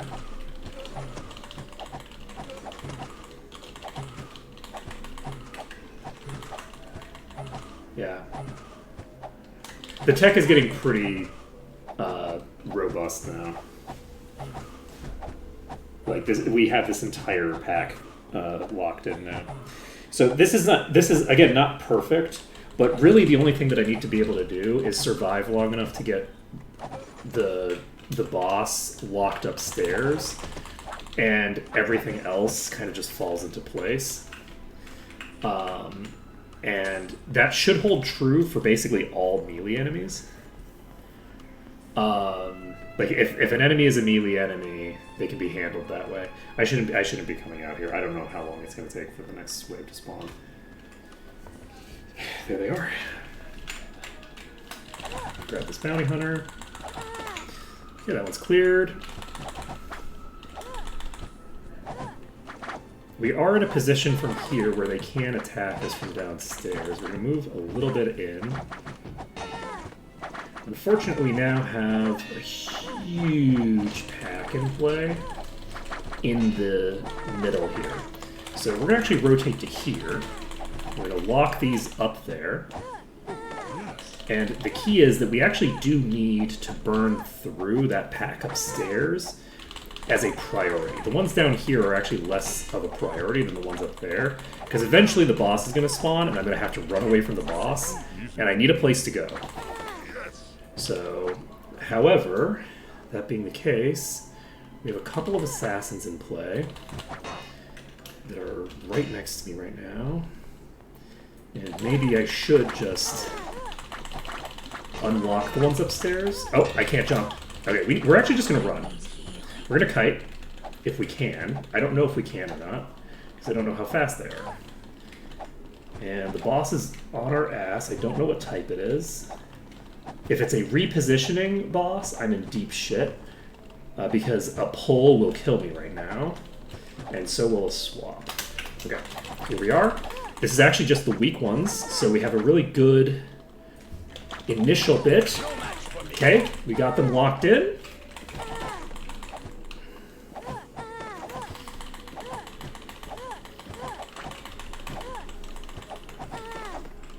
And if we fuck this up at this point, I will be very upset with myself. That's a reflecting assassin. So, luckily this assassin didn't even hit us. So if this was a repositioning thing, it wouldn't have mattered. If this had like was a swapper or a puller, I was very concerned about that being the case because I was worried I was going to get hit. We actually managed to kite these successfully enough that it wouldn't have mattered, and there we go. So this is not quite cleared. We do still have an assassin left that could just insta-gib a character. So if we, get into line of sight for a second, that's very dangerous. But it's over now. I think that there's no more enemies that are actually going to attack us in this pack, and we've managed to clear this pack. And all it took was inventing some pretty clever movement tech. I don't think it's movement tech. I don't know what kind of tech it would be. But look, I know the term tech. I don't know how to use it correctly.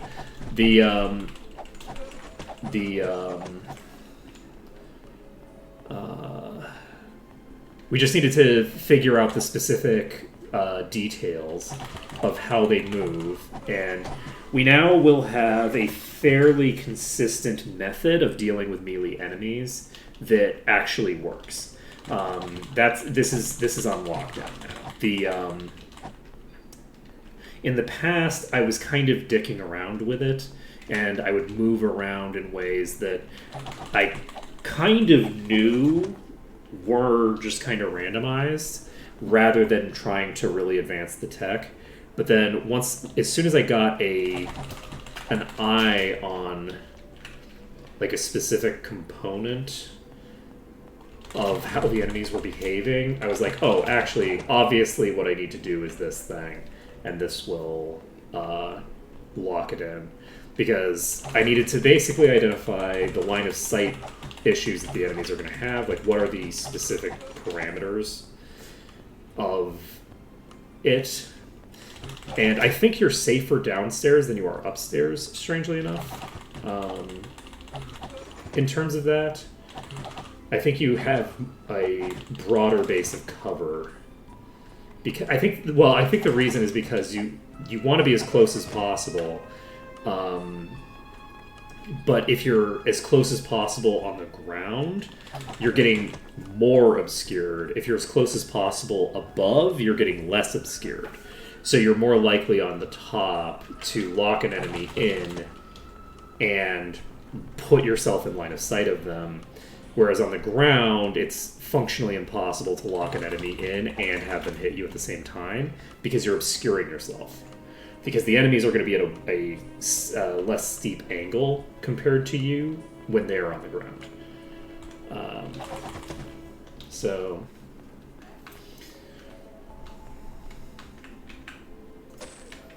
we got 2 amulets, and amulets are the type of thing that we needed. So we completed level 2. We got 40 grand out of it. Not too shabby. And mission successful. I'm pretty proud of that run, actually. We had a dangerous situation where we definitely would have gotten overwhelmed, and we managed to transition into a like real kite, not even like a melee kite, but an actual kite, and then transition from the actual kite into... Wait, are you a boss?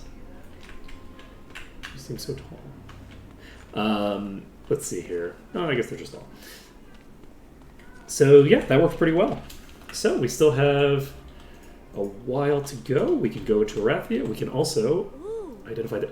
That is fucking crazy. And that's really good too. These are both really solid items.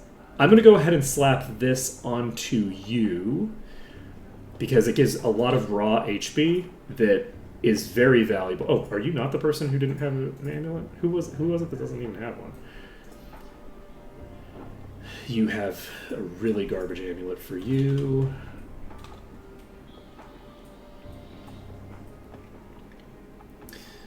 And Now here's something. we have a pretty cool looking sword that's actually a pretty big upgrade for you. That 90 HP would do some work. We're not going to equip it, I don't think.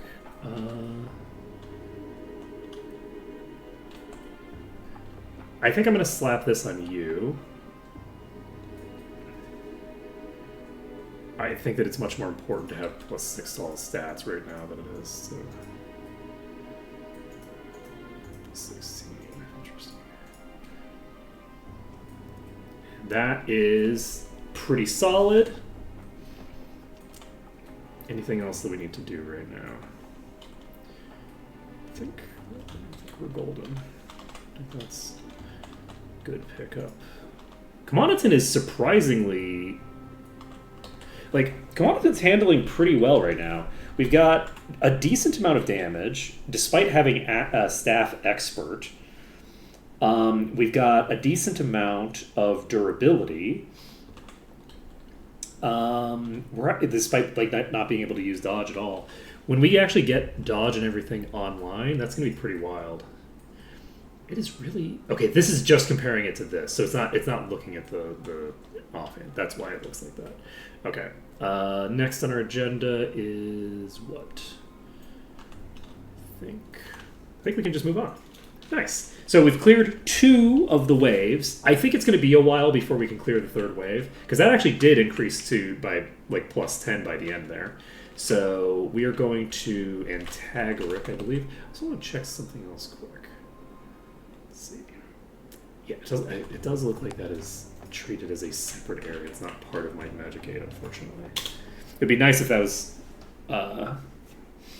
giving me Might and Magic 8 levels so that I could stack some more bolster while I was doing that. I clicked on the wrong place, didn't I? No, I didn't. We're supposed to go to Arathia. So, we're going to head to Arathia. And while we're in Arathia, we can do one of the places. I think we do the castle.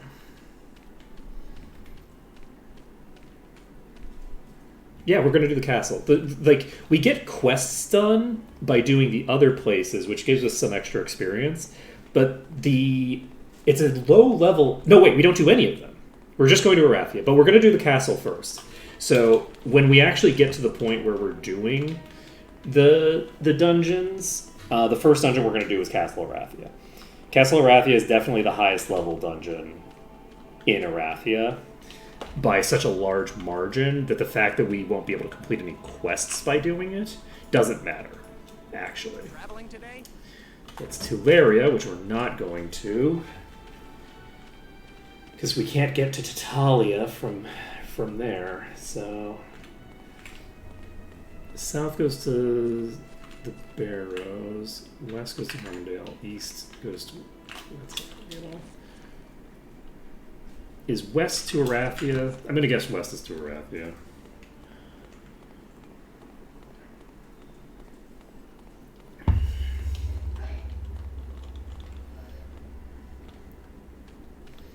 Because I do not remember. But we have the Adept Guild of Fire. Oh, we have some Adept Guilds here. Let's take a look at Welcome to the Fire Guild. what is available. We have Fireball, we have Fire Spike. Haste again, don't need any of that. This is the Initiate Guild The of Guild Mind. of the Mind welcomes you. Charm. The thing is that, interestingly, the Initiate and Adept don't seem to have a meaningful difference. They seem to both have these two types. So I guess I don't need to Welcome worry to the too Air much Guild. about the difference.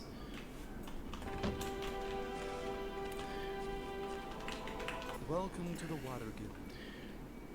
Water walk if we want, but we don't really want it.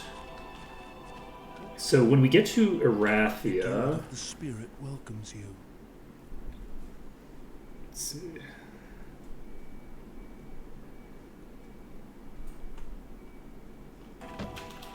Let's see. Is that the case? The Guild of the Mind welcomes you. I want to see Charm here. This is Adept. This is Adept. Interesting. So they've changed it so that the Welcome to the Water Guild. okay, that's interesting. Those are also very important spells.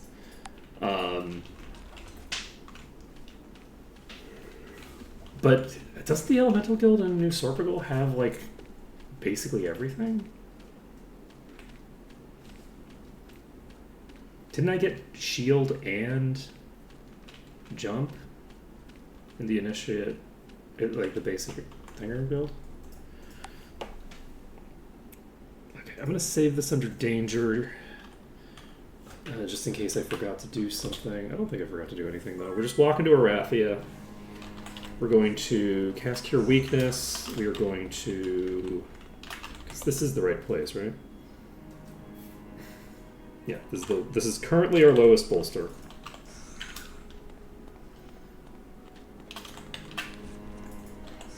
So, goal here is just to clear out this whole area. You know, nothing major, just clear out the whole fucking place. All that jazz. We'll save this under a normal save. And we have access to a bunch of chests in the exterior areas here. So we might as well get that. Actually, it's about noon. It's noon on a Sunday. No, Harmondale is the place that we can do that from, so never mind. Alright, we're going to try to aggro some of these and see how they fare.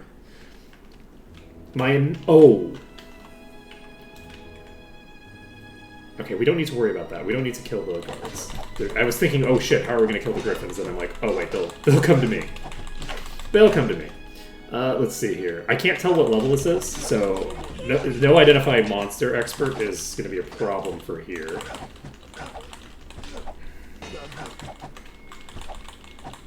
Nope. Shit. Mistakes were made.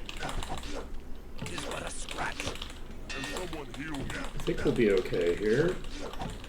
But I'm not positive because I keep missing my locations that I need to go to. Alright, this is the tier 2. The tier 2 are called raiders, not robbers. Okay. There we go. Cleared them out. Let's loot this body. And mission successful. Whew.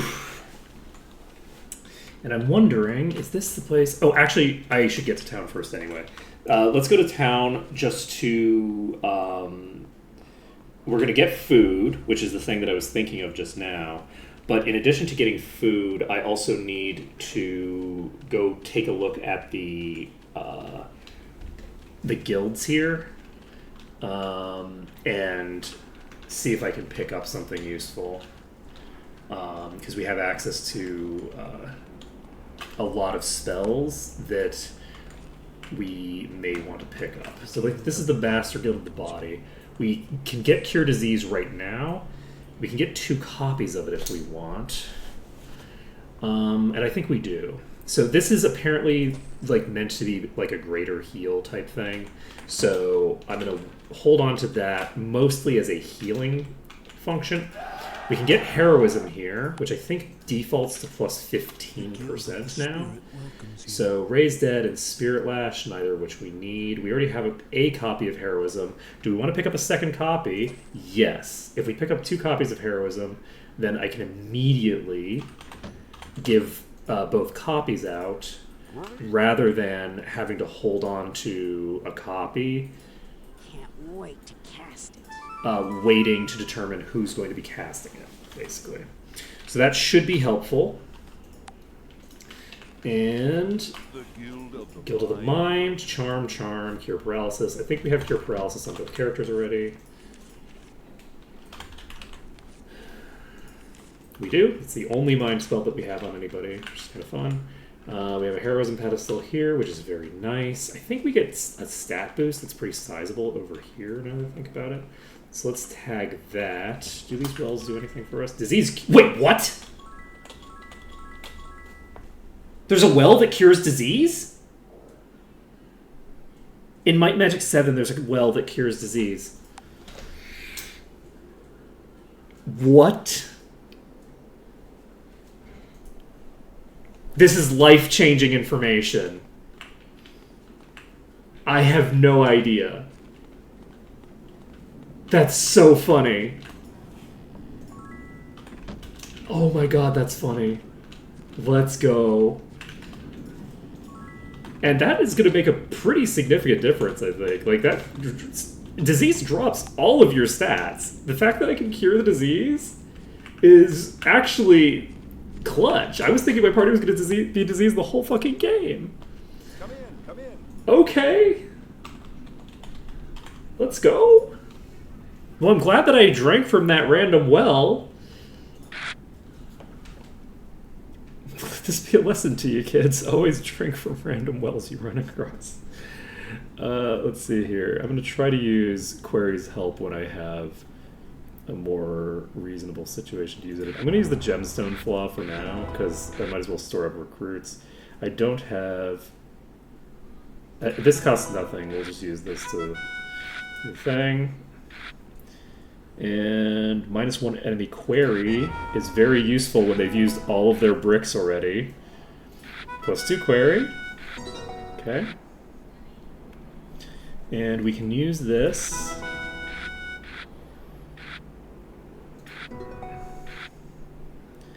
And I can use Crystallize, but I don't want to right now. I'm going to stockpile recruits a little bit. Because I don't have a lot to do with them. That Mother Lode is unfortunate for us, because that's a big amount of the distance between us covered. Do I actually have the... I don't have lethal yet, do I? I have lethal. Or I guess in this case the opposite of lethal. We're going to go ahead and use Crystallize. Oh my god.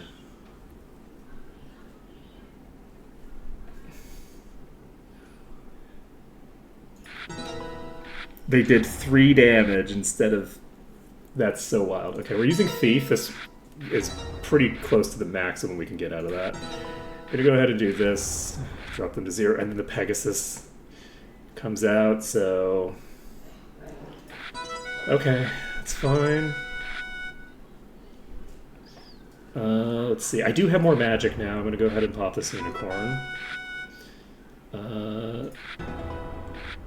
This is just going to come down to who gets the cards they need first.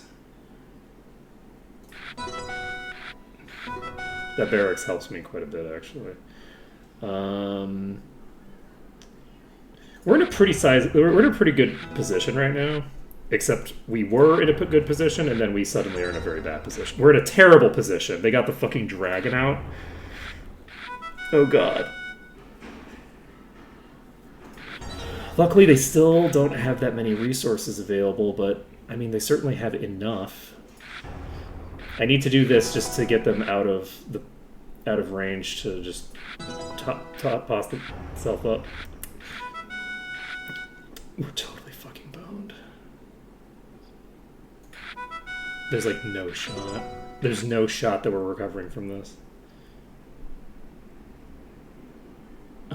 Recruits are more useful for them than they are for me.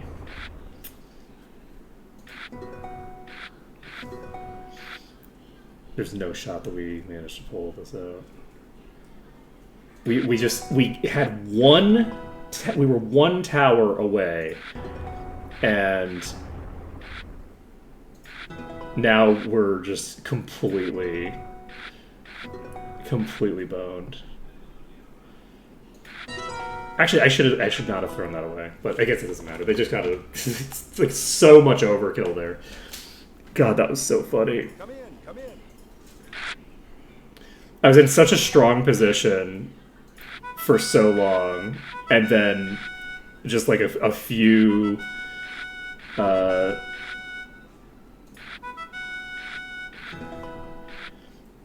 random things. Okay, we're gonna go ahead and play the fairy. We're gonna go ahead and play this. We're gonna go ahead and play you. And who do we throw away? I didn't think this through. Do I want to throw away the Goblin Mob? I don't really want to throw away the Goblin Mob, weirdly enough.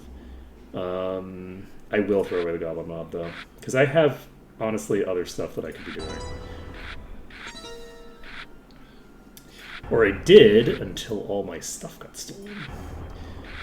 Okay, we need... Okay, that's actually pretty solid for me. We'll go ahead and use the Warlord.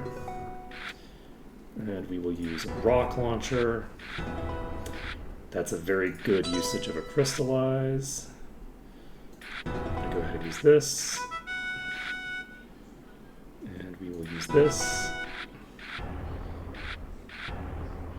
Let's see. And we can't use Mondo Wall this turn, but we can next turn. We have a lot of... Oh, Spizzer. Okay.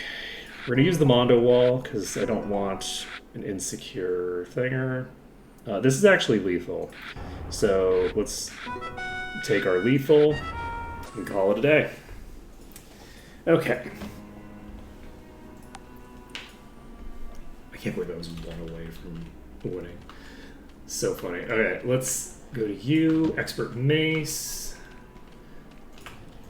Give me your quests. Expert Mind, which we already took. Expert Body, which we already took on everybody.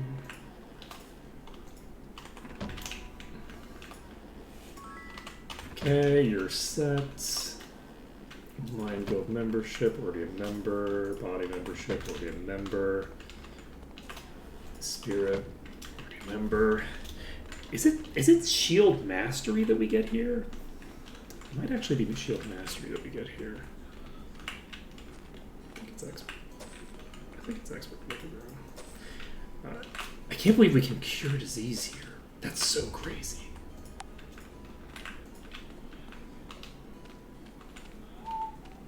So our characters don't have disease. It is Expert Shield. Okay, so that's what I thought. I don't think we're gonna get anything that interesting. We could start making weapons and armor here. Does anyone know whether the making stuff is scales with bolster at all? Is it just like a thing that happens? I think we should make a bunch of weapons right now. We don't have any legendary weapons, and our weapons are kind of meh right now. So this would allow us to use up all of our ore. So you already have all your ore in your visible inventory. Go ahead and sort your inventory Didn't drop anything. Let's go.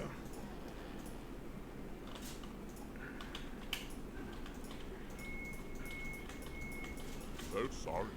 Okay. So, It's worthless. trident. Anything useful?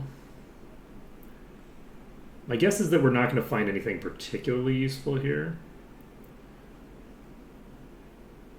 as a result of doing this, but we're going to basically... Did I check this well? Temporary body resistance ain't terrible. And we can go to the weapons store, sell all the weapons that we just picked up. Need a new weapon?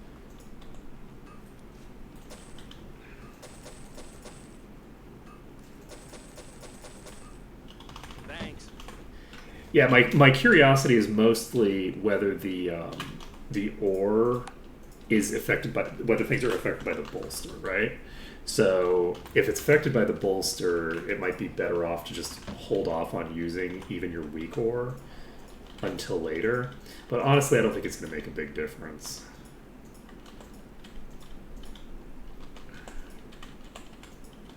Okay. Junk.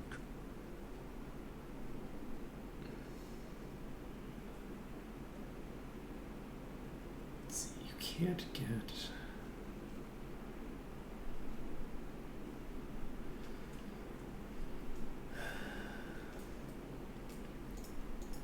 Can't use them in your offhand yet.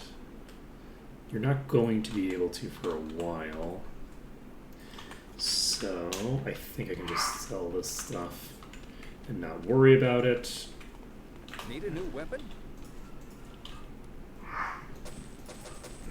But it does random us just a bunch of loot that may or may not be possible to be really good. I don't know if it could be legendary or not. May or may not be able to. Okay, do we have any other inventories that have ore in them? Yes, you have some ore in this inventory. I don't think you have any ore in your inventories. You don't have any other inventories with stuff in them. You don't have any... So there's one inventory that we have ore in, which is yours. So let's get that situated. That's a weapon. Junk. It's crude along the sort of garbage. And this has saved up a little bit of extra inventory space for us. Thanks. So, we need to clear out the rest of the exterior here. Did we check all of these houses or not? I don't remember. I think we looked through most of these, but I don't. Did we do the ones on the end? These ones? I'm trying to remember. Yes, I think we did the fairest one of all person. Expert sword is here. Two-horse slicer is, I think, in the other place. Do we want to take out the griffins first, or do we want to take out... Let's go after the griffins first, just for funsies. No. We'll go after the robbers first. How are we on skills?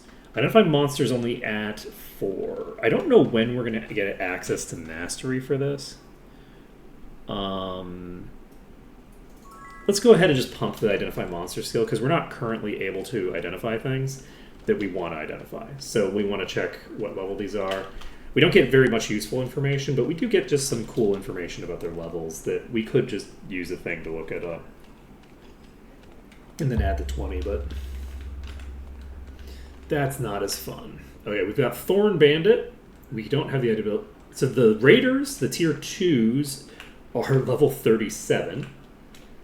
So we're fighting enemies that are higher level than us now, which is nice. This is going to be a nice change of pace compared to before, when we were fighting a bunch of utter weaklings. I'm hopeful that I'll be able to do some shenanigans where I get some of these, but not all of these attacking me at the same time. I think these can break items rather than steal them. So we should be mostly fine here.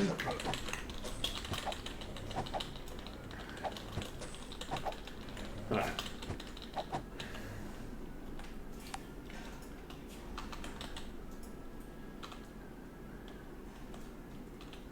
We could sell it.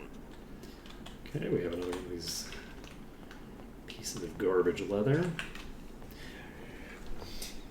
Yeah, so our goal right now is basically to get these cleared out. Unfortunately, we're going to get ganked from behind by those ones, and these are pretty... I think I'm going to dive to here. Oh, shit, I went down too far. I went down further than I wanted. This will allow us to pull out faster if we need to. It might also... And it does look like... Oh, wait, are they actually out of line of sight? Oh, wow, they're out of line of sight. Whew. Really? None of these... Oh, I'm probably used to them hitting me so hard that they just knock me unconscious and break my armor. That's probably what I'm thinking of. Because these are really early game enemies, and it's oftentimes in the early game you have...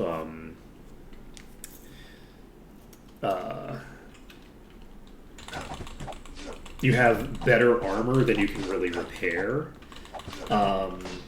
So the danger of getting like just insta-gibbed by one of these, and you have preservation but you don't have the ability to protect your armor, is a significant threat. I just remember having to deal with item breakage with these, not the specific details. Again, this is from when I was a kid. This is not like a thing, so I don't have any.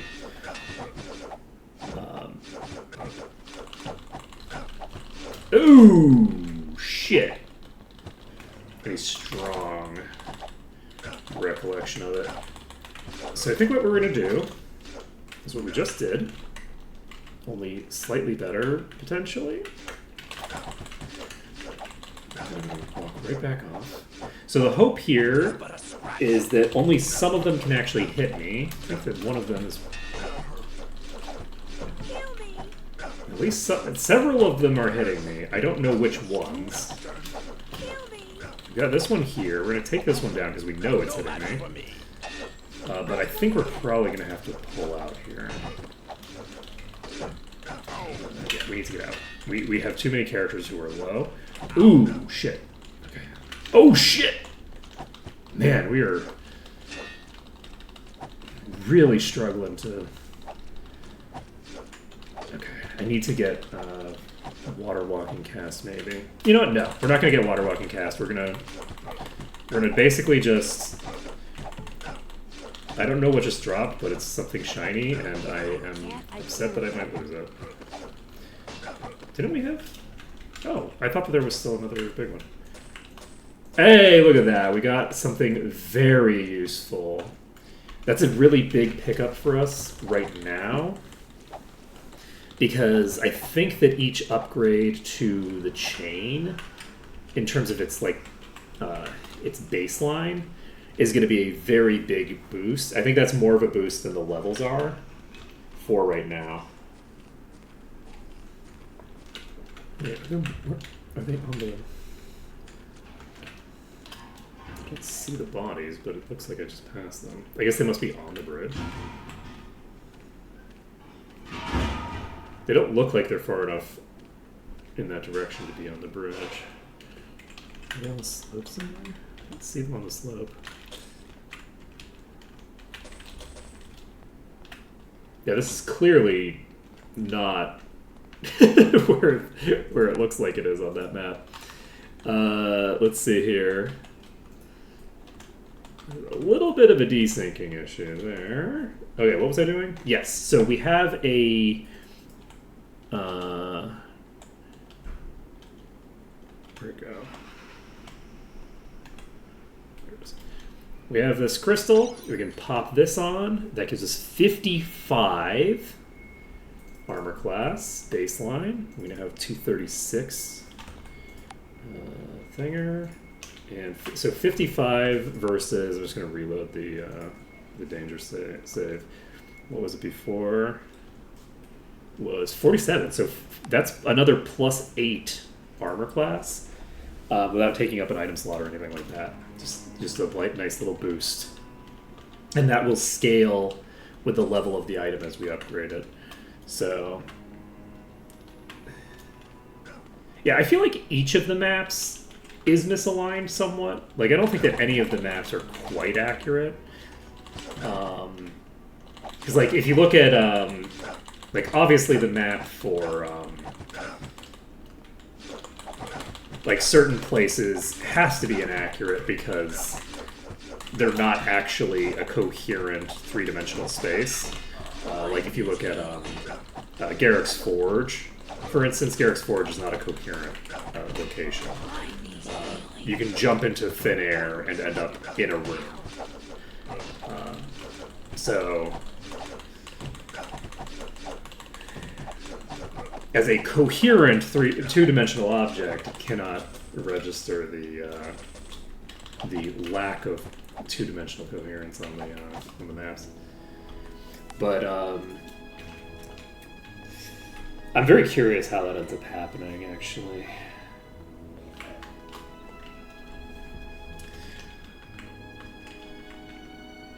Yeah, this is going fairly smoothly so far. Both the run and this particular section of the run. I don't know if we're going to get another level out of this. We'll probably hit 36. We got the bolster level in Might and Magic 6 increased, but that doesn't matter. We're heading to 8 next.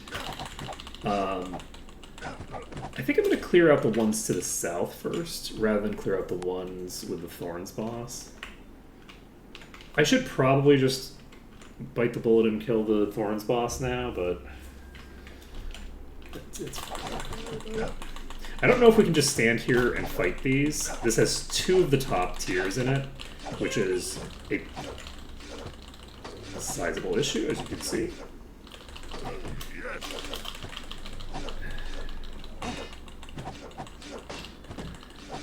Help me.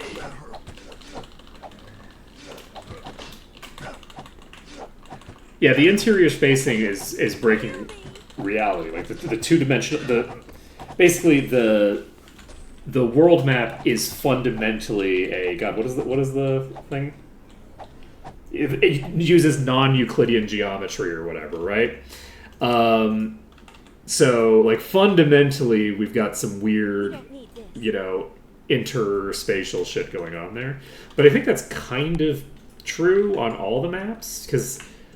Like, I mean, if you can build a map that does that, then presumably all the maps have the potential for that. So most likely they all have at least some degree of it. Like they're not rigidly conforming to an actual three-dimensional space.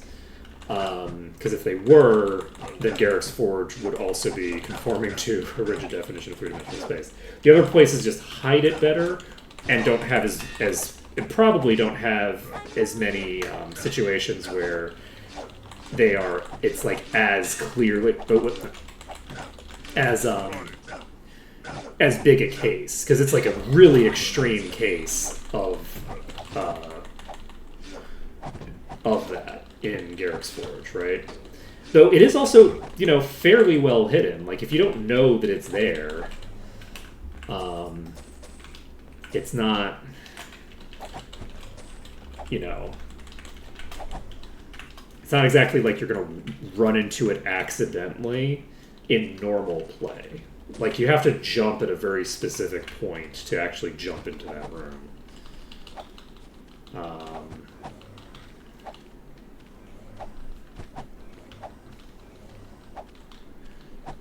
But maybe, do you run into it? Do you see them, like, do you see their bodies, like, peeking out? Is that a thing that happens? Or do you have to actually jump into the weird space? Because they have to, like, program in a whole thing to hide that, right? Like, because you can't see the enemies that are there because they're hidden from view by walls that don't exist. whole thing's wild. I'd be very curious to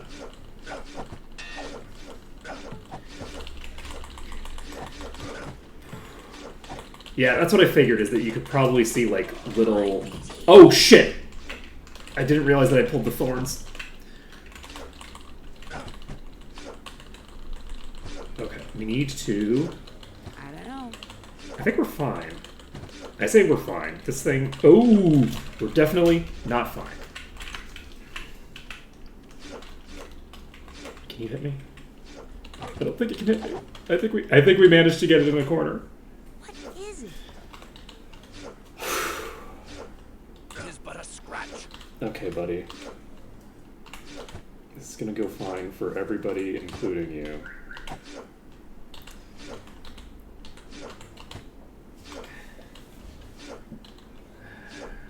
I don't know.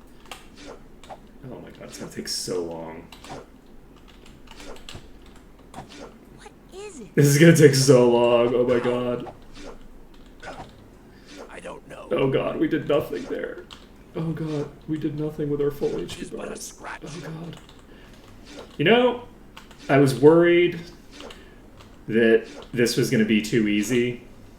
These are not high-level I don't enemies. know. Bandits are pretty low tier. Like they're not like goblins, but they're not It is but a like scratch. they're not like a mid-game enemy really. They are pretty weak. So if these are I don't know. actually still this strong compared to me, I don't feel like this is gonna get too bad. I think we're gonna be okay. I was really worried for a while there that because we're just fighting all these enemies that are like level 3, Ow. and I don't know. like I was so worried that we were gonna just end up with a bunch I of don't know. you know really really easy battles for like the entire game. And this honestly, this is like on par with when I first entered Alvar, right? Like this is a I pretty don't know. dangerous enemy. There's no way we would have been able to kill this if we couldn't lock it in position. Right? There's like no fucking shot we're killing this without locking it in. So I'm pretty happy with this. I can't identify that. I mean, I'm not super happy with this particular engagement. This is kind of dull. But I'm happy that the enemies are powerful enough that it can mandate this kind of an engagement from a Thorns enemy. A Thorns boss being this dangerous I don't know. after we kind of just crushed our way through so much of the actual stuff. The thing to remember is that the arena is giving us trouble, but like the arena isn't bolstered. The arena is not like tied in mechanically to this, right? I don't know. Let's see. If you're looking back a long way through chat, the Arathia Cure Disease thing, there's a well here that cured us,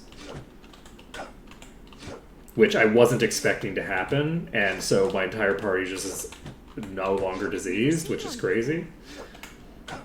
One of the big weak points of the party is the lack of cure disease. No. And that's no longer a thing, because, That wasn't so bad. you know, we can cure disease later, and we can come back here whenever we want to cure disease Is it? until we get mastery, so... It was very funny. There we go. All good. We got that Thorns DC down. We got a small shield. That has the potential to be really useful. All repaired. Powerful this is. That is a Primordial Eldritch Shield of the Gods. There's It's a no pretty solid set of stats on it. Gives us a little bit of a boost to Thinger. It gives us a bunch of spell points.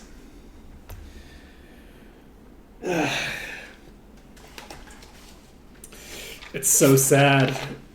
It's so sad. Yeah, it's wild that like everyone just goes, "Wait, what? There's a well that cures disease here?" Nobody knew about it. Is it in the original game? I don't know. It'd be very funny if it was.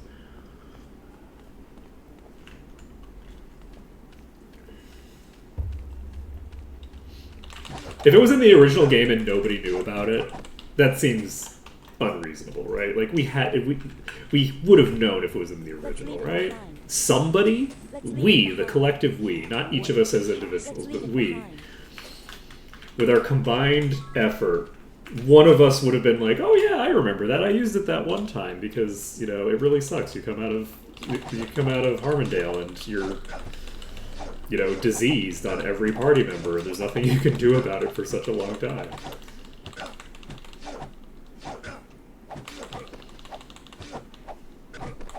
I mean, there is, because you can just use a temple, I guess, but.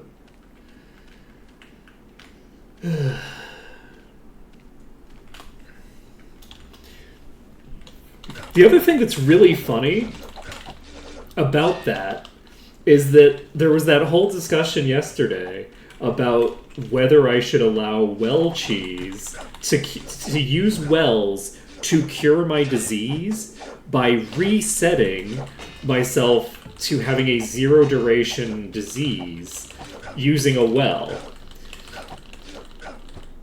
And I think that it's very funny that we were specifically talking about doing that with a well, considering that a well literally just cured our disease flat out.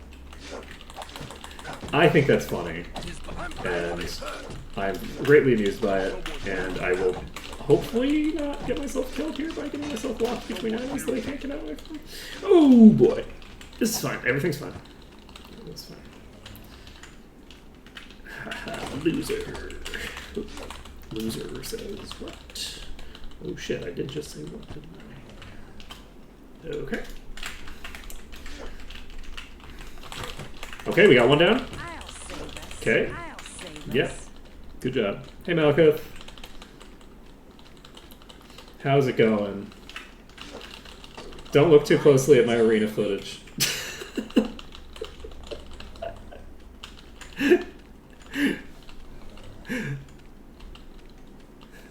That's good. Tired is okay as long as it's not associated with a bunch of other bad feelings that tend to come with tiredness, Got him.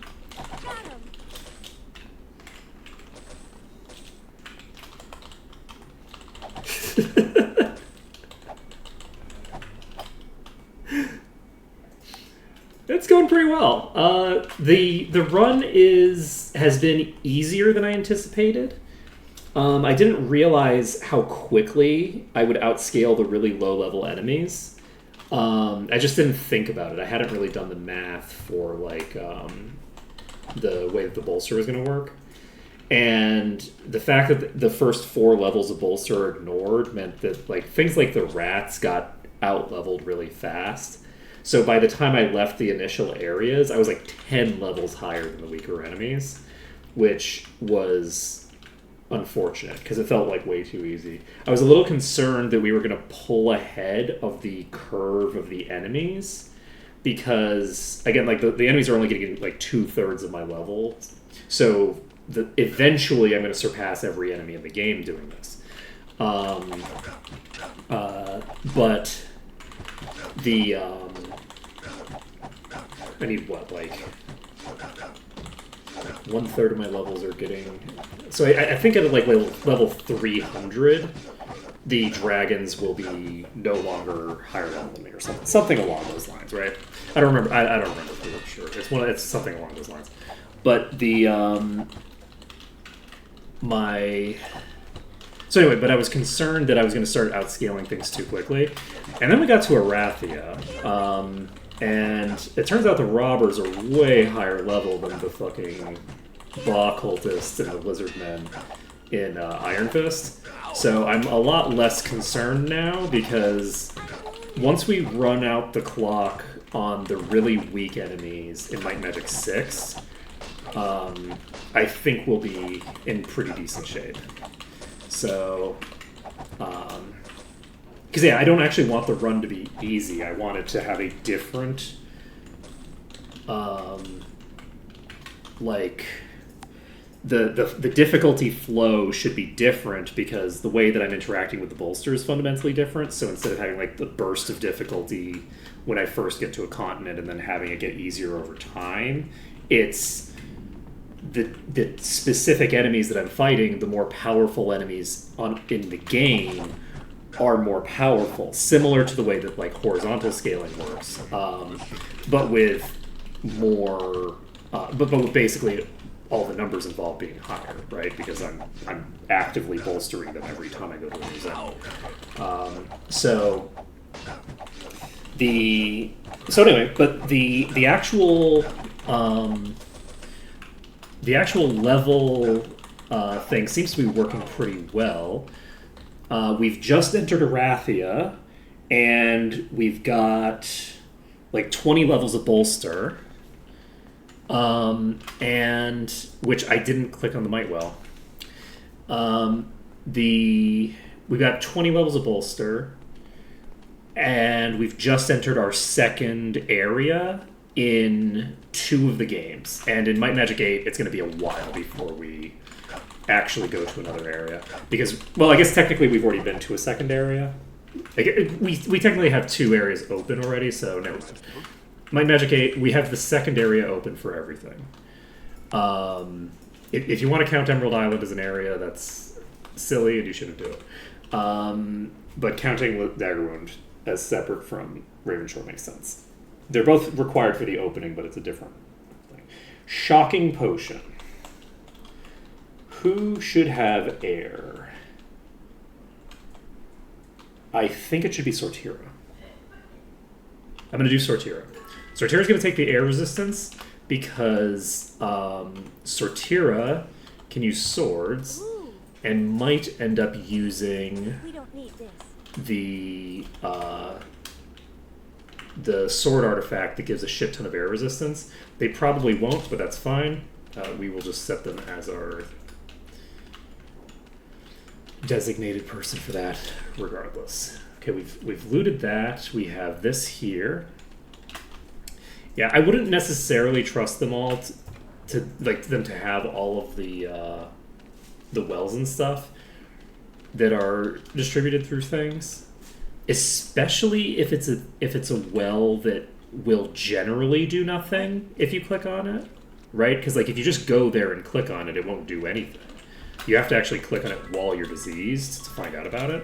But actually, Malekith would know at the very least whether it was changed in Maw. So we can ask Malekith that. So the reason that none of my characters are diseased is that there's a well over here somewhere in Arathia that actually cures disease. And we're debating, none of us remember anything about this. Is that a thing that was in vanilla or in merge or changed for Maw? So if you didn't change it, then it's either in vanilla or it's in merge, right? And I'm very curious to know whether there's a thing that cures disease here that was just here already. We don't need this. So I'm very curious. We could sell it. Do I have Might Magic 7 installed? I probably do. We don't need this. Let's leave it behind. And it wouldn't be modded. If I have Might Magic 7 installed, I could literally just walk over there and check. Just get myself diseased by... Honestly, I could do it with a well. We don't need But this. just go fight a rat or something. We could sell it. It's worthless. It's worthless. God, that would be so funny. Okay, we have a contest of might here. We win. Everybody wins. Nice. A pretty decent number of skill points. We probably got 5 off of that.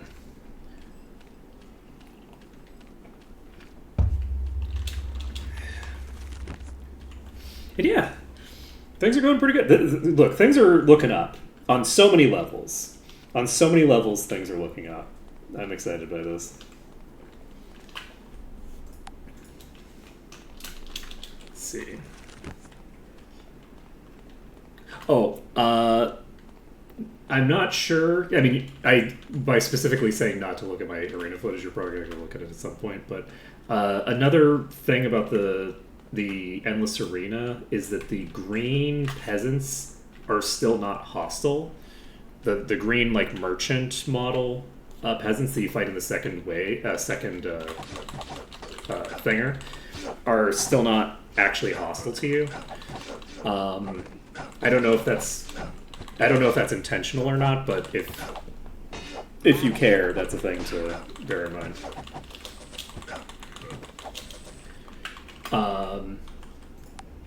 Let's see.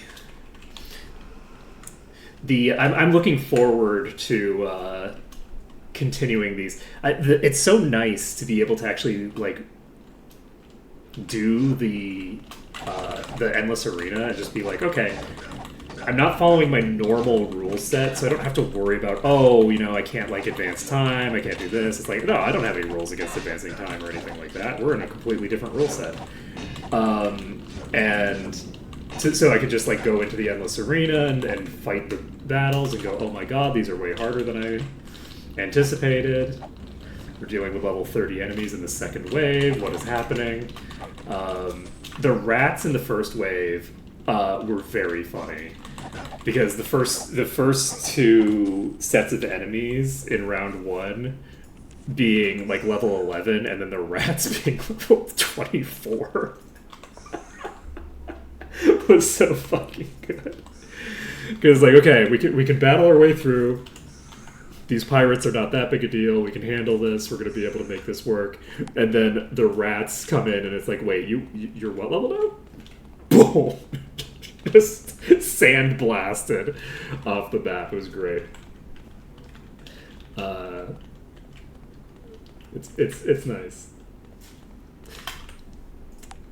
We've cleared 2 waves now. We've cleared 2 of the sets. My goal is to, every time I go back to Ravenshore, to try to clear 1 more set. And usually I'm going to fail because I'm not going to be powerful enough to do it. But we're gonna make serious attempts on the next wave each time. And sometimes a serious attempt is going in there once, going, oh, this is like 15 levels higher than me, and is going to obliterate me no matter what.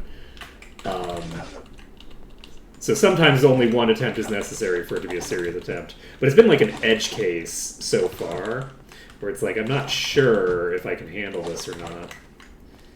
And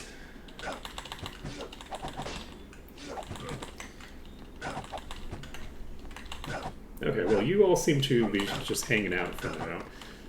Should probably not look away while I'm hitting these things and potentially knocking them out of position so they all start leaking. But they're actually being very, what's the word? Compliant here? Just kind of hanging out while I murder them?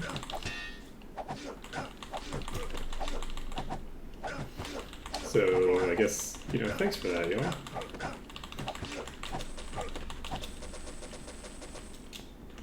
Perfectamundo? Where are you? There you are. Let's see. Whoop.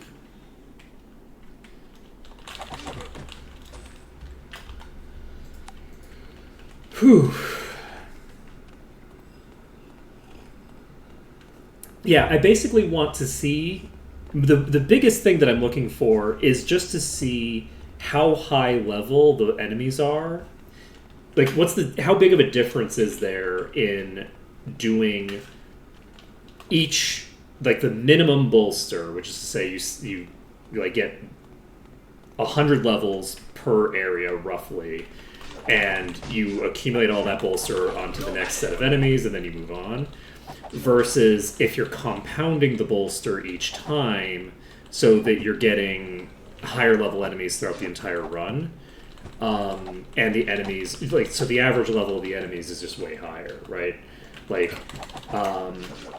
I'm very curious to see how big of a difference it makes in like what level you would end at. It's not like a huge practical difference because obviously you have the ability to just like redo dungeons, right? It's not like but the consideration for me is just I'm curious how big of a difference there is in the two strategies. I'm also curious to see. There's like a lot of curiosities about the bolster system. I think it's very interesting, and I'm curious to see how the like the difficulty flow is, because there were large swaths of the other run that were really, really high difficulty, while also having large swaths of the run that are pretty easy. Because I've like outscaled the continent that I'm on, and until I get to the next continent, things are pretty simple. It didn't happen that much though, because like Might and Magic 6, for instance, everything that dealt physical damage was hitting so hard that like I never caught up in Might and Magic 6, and so I never felt that strong in Might and Magic 6, outside of very specific contexts. But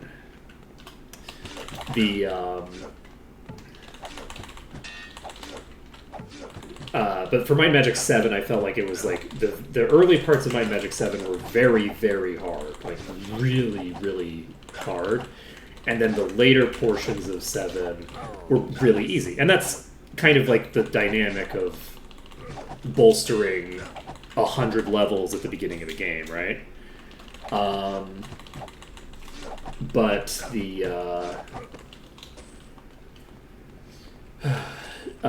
but yeah, so with this, I'll have a different flow to it because of the fact that the levels are going to be distributed to the enemies over the course of the run, as opposed to being distributed to them all in like one burst. And I just want to see what the flow difference is. And I don't think either one of them is better or worse, right? Like I don't think that having like a slow ramp up of difficulty is better than having like really high and then really low difficulty. They're just different. They're different, right? Needing to like prepare yourself to deal with the transition into the really high bolster that you're about to deal with because you're entering a new continent is cool, and I think that's a nice thing. I'm just curious to see how different the play is between the two, because I think that it's interesting to see the different plays. And for someone who plays very similarly each game, I do like to have variety in ways that are probably boring to most people. Like most people probably don't care about like, oh, you know, what is the like the experience strategy that I'm using? How is that going to influence the flow of difficulty between continents versus between high and low level areas? Because like, yeah. Yeah, we have a very rabid fan base, but we also have a lot of like the fan base is a lot of people who grew up with internet culture where it's mostly just mythos and misinformation. Like half the shit that comes out of my mouth about what I remember from vanilla is fully just wrong. We established this. So who knows? Man, I'm not sure what you mean by zombies to increase bolster, Malekith. I'm not actually positive what you mean. Oh shit. Hello. Ooh, nice. Just but a scratch.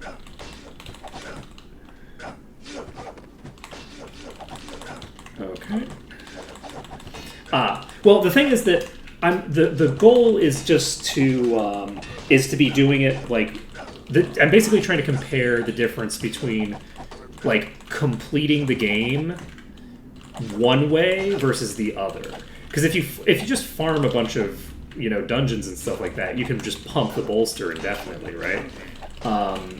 the goal isn't to see how high the bolster can go in technicality. It's more like doing basically the same thing. You're doing the same content. You're not grinding anything. You're not like redoing content, but doing it in a different strategy, like just doing it in a different order. You're getting a different result in both the difficulty curve, as well as in the end game result, right? Where it's like, okay, in the end game, how high level are you without having done any of the what I would kind of describe almost as like the post game stuff of like, you know, okay, I need to farm up my gear. Like, which places am I going to go to? Like, do repeat content where you're doing the same thing a bunch of times.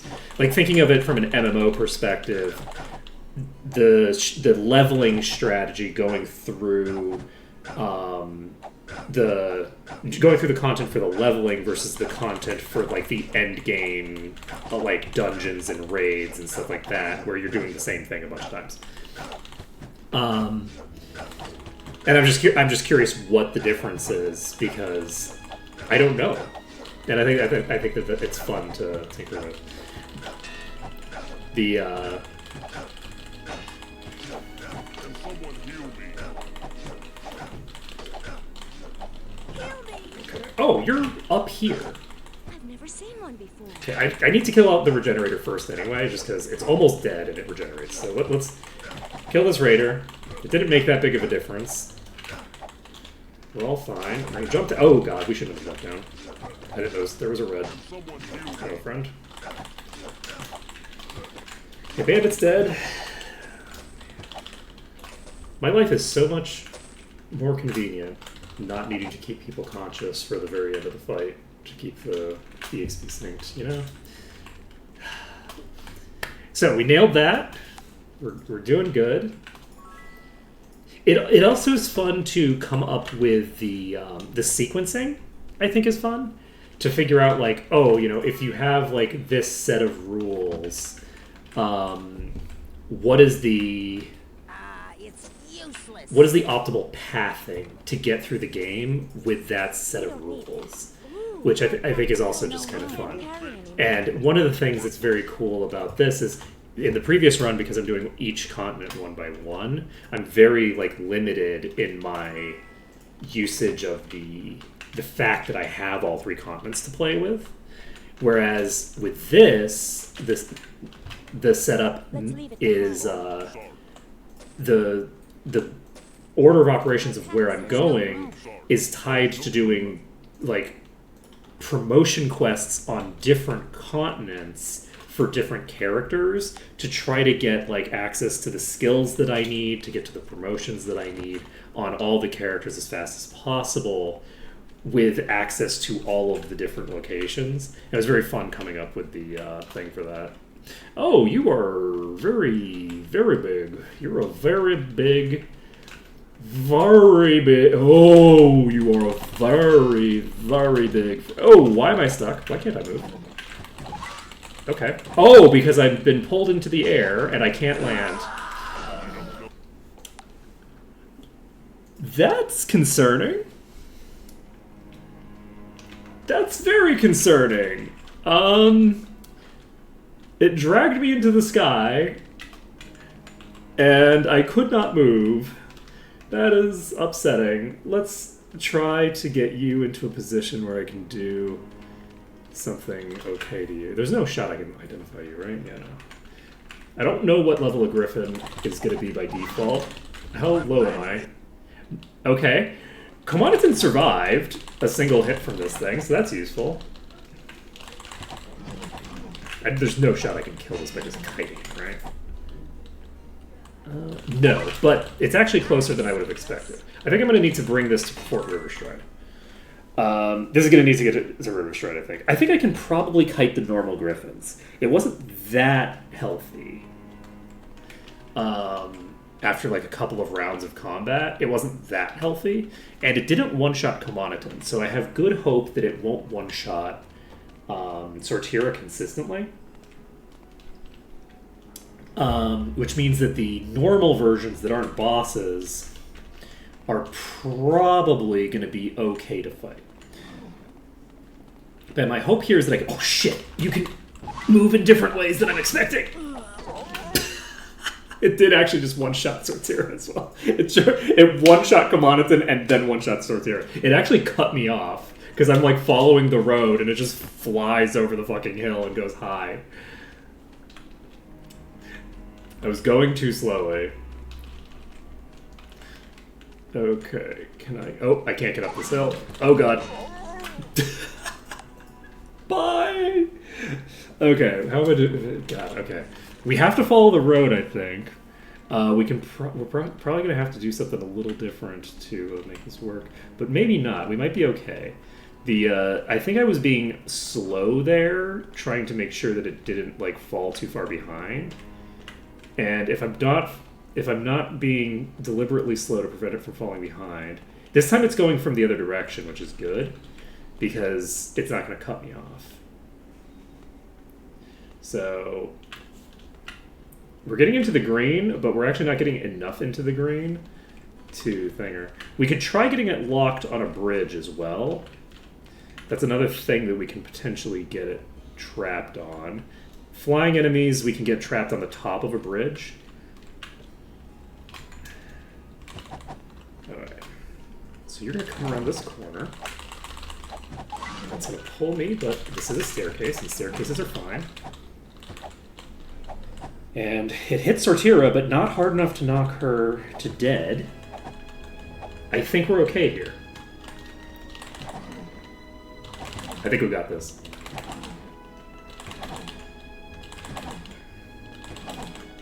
We're gonna heal. Wait, can I hit it from here? No.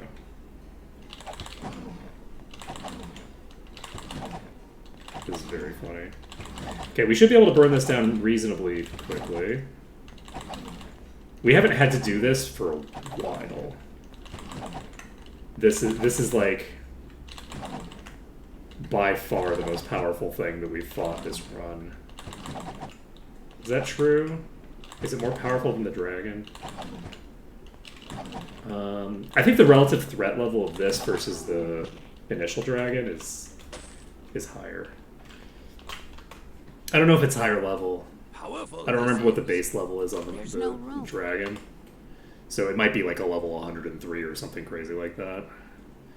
But okay. Just confirm we're in the green. Perfect. Okay, so we killed the first of these griffins. That's great for us. These griffins are going to be really fucking tough. And we'll see how things go. But yeah, I'm really excited for this. I was a little worried yesterday about outscaling the enemies. I'm a lot less concerned about that right now.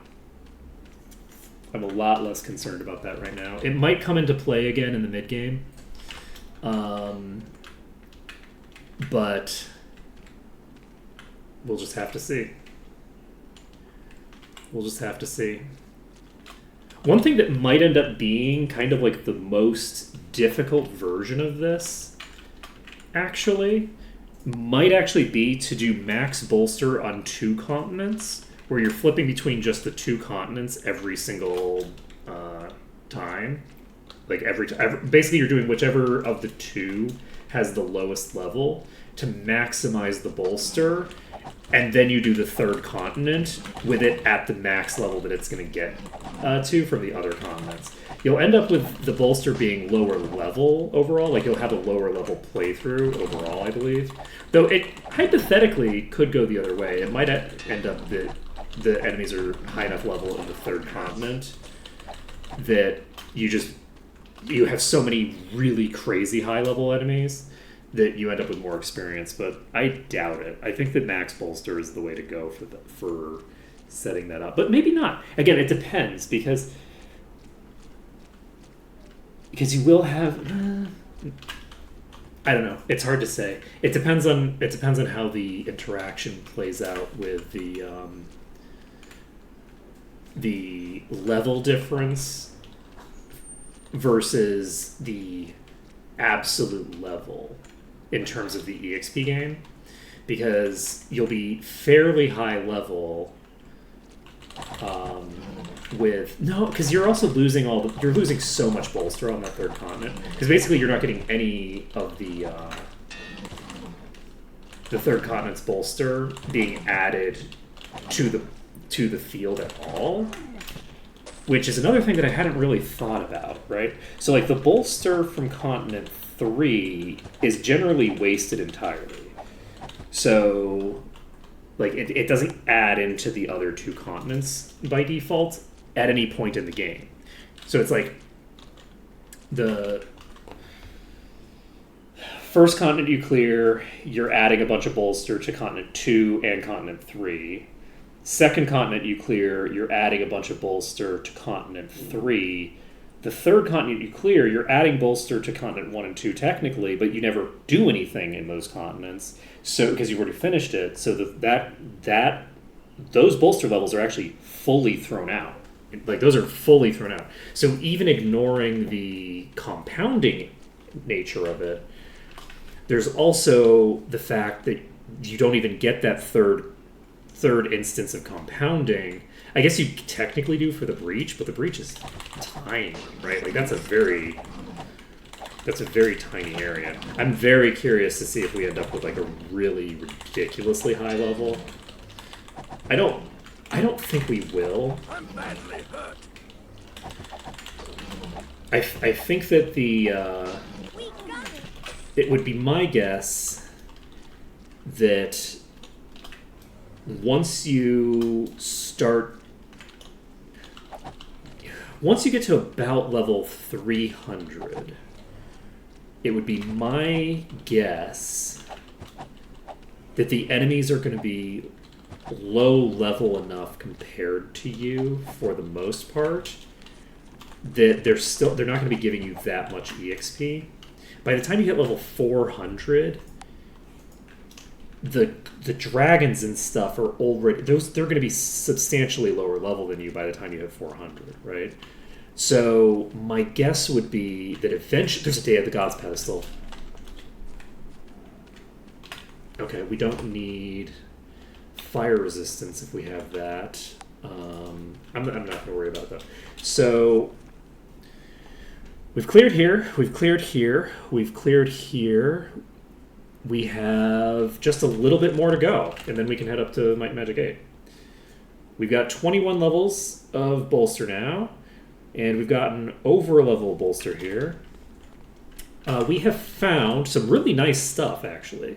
We found this helmet, which came with the plus 10 to... which came with Of Doom, which is my favorite. I know that other people don't find that as their favorite, but this is my favorite thing. I'm very happy that we got that. The reason that we have it on Kamanatin is because I can't afford to have anybody get Ascension levels. Speaking of which, I will say it's a little weird that Ascension level 1 for the heal spell doesn't increase the scaling at all, because it makes the first Ascension level really, really bad. At Expert with 2 Ascension, the efficiency drops massively, but the healing throughput barely moves. Just pointing that out. I don't know if that's important. It's at 4. So basically, when you first get body magic up, like you can basically just compare like on the tooltip, right? We've got I just have 2 Ascension. This costs 4 mana and gives 2 HP per skill point, and then this costs 8 mana and gives 2 per skill point. So you're only increasing the little bit at the beginning. Like the base healing increases a little bit, but the scaling doesn't. Let's see here. Oh, Ascension also scale. So an Ascension level 1 spell will scale differently depending on. All right, give me a second.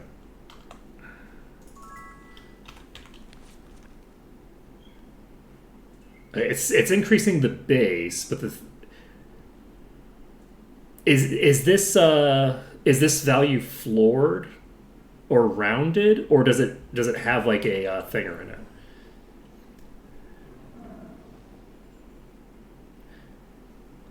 Okay, it's rounded. Okay, so never mind then. I did not realize that it wasn't a preset thing. I thought that it was like a preset value. So never mind then. It's just that the values are so low at that point that it mechanically is very weak at the particular low levels.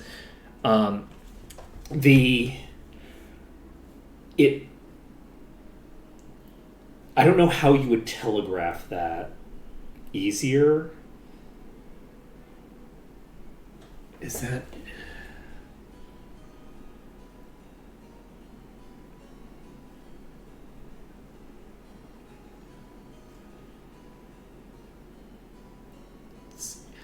The thing is that I don't think that the tooltip implies the scaling within the tier. And I don't know how to address that. That's mostly just like a early game communication thing. But yes, so that means that okay. So I'll have to tinker with Ascension for her later, because that means that I could get my Ascension up to, now that I've already got it up to 2, I could get it to what, 11? There's what, 11 tiers? I could get this to 12 skill without boosting the Ascension tier of that base heal. Which would mean that it costs the same amount, but I have a shit ton of extra scaling on it. So let's see. Okay. So, what was I doing? Right, we were murdering griffins. I think that we have just griffins left to kill. We've taken out a puller. We'll see if there's any more bosses here. I didn't check how much experience I got off of that boss, unfortunately. But 12.87 so far. And we can also... This is plus 50 might. So we're going to have way higher might for this. This section is actually going to be interesting because we're going to be kind of crazy strong for this. Let's see. So Severia has caught up to Komanatin now with Master Dagger. And our Death Knight is still going ham with the dual two-handed axes. It's going to be interesting when we get our first, like, really good item. I guess this is probably our first really good weapon that we've gotten. I guess this is pretty good, but it is a mace.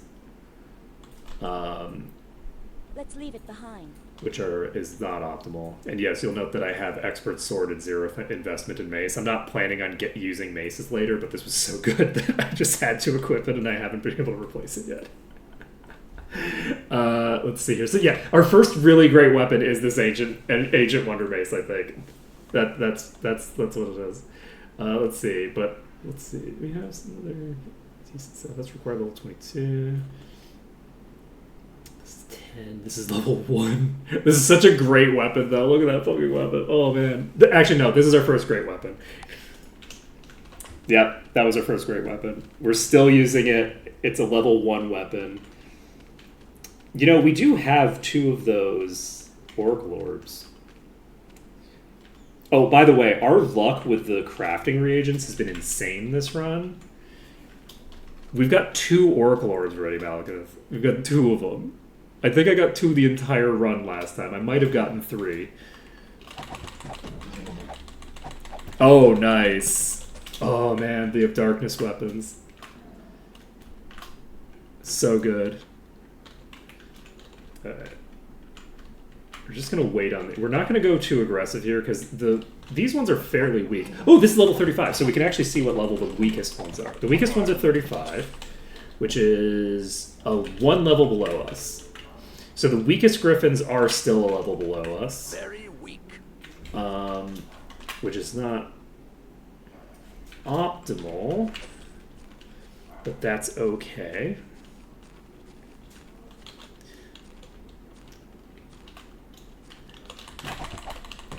We'll see how it goes.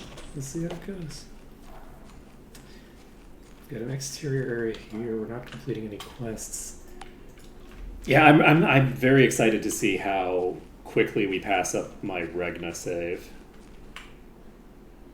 Because I just don't know when it's going to happen. Because we slowed down a lot when we started doing Goblin Watch and Castle Harmondale. But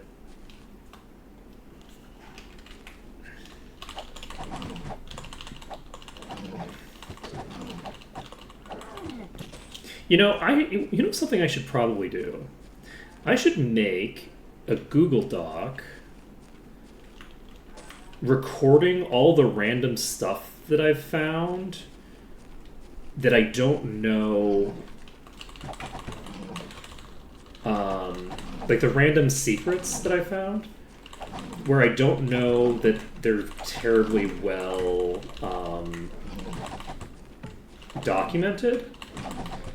Like, that cure disease well is crazy good, and knowing whether that's a maw thing, knowing whether that's a merge thing or whether that's a vanilla thing would be really useful. I could easily check that now that I know what I'm checking for. And if that's in vanilla, that would be wild. So much lost lore with this series. Because why would Merge randomly add... Like, Merge doesn't usually add random effects to wells, does it? Is that, like, a normal thing that Merge does? No match for me. I don't remember Merge adding a bunch of wells that do different stuff. And I could be just not knowing, because I just don't know, but...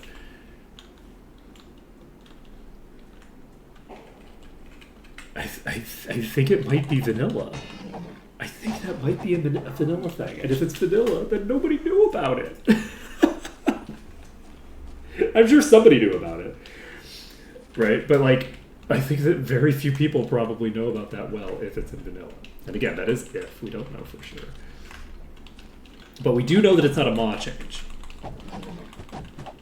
We do know that it's not a maw change.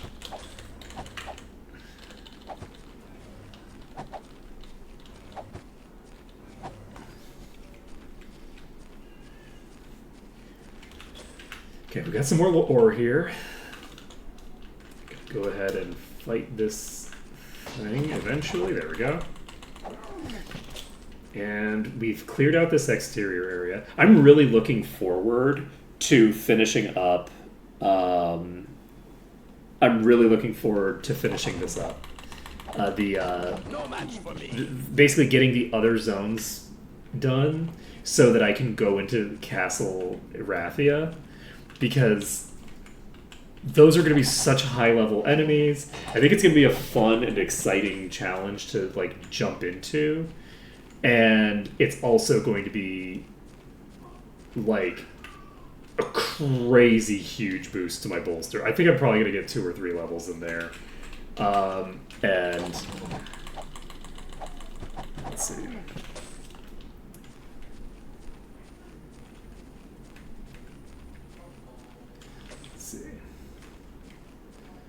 Don't we download Merge separately?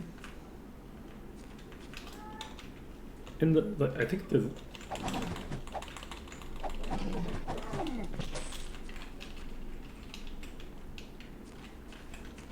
Let's see.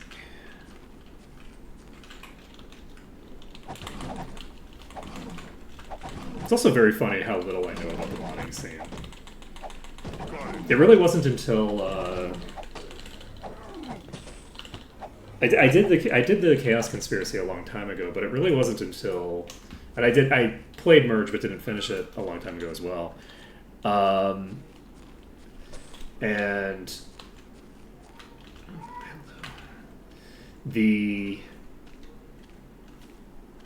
but for the most part I don't do very much with the modding, so I just don't know what's going on. It wasn't until the Skills Emphasis mod that I really started paying closer attention to what was happening.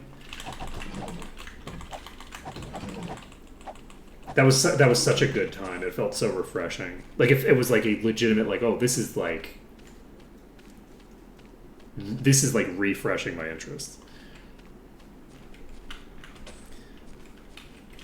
Let's see.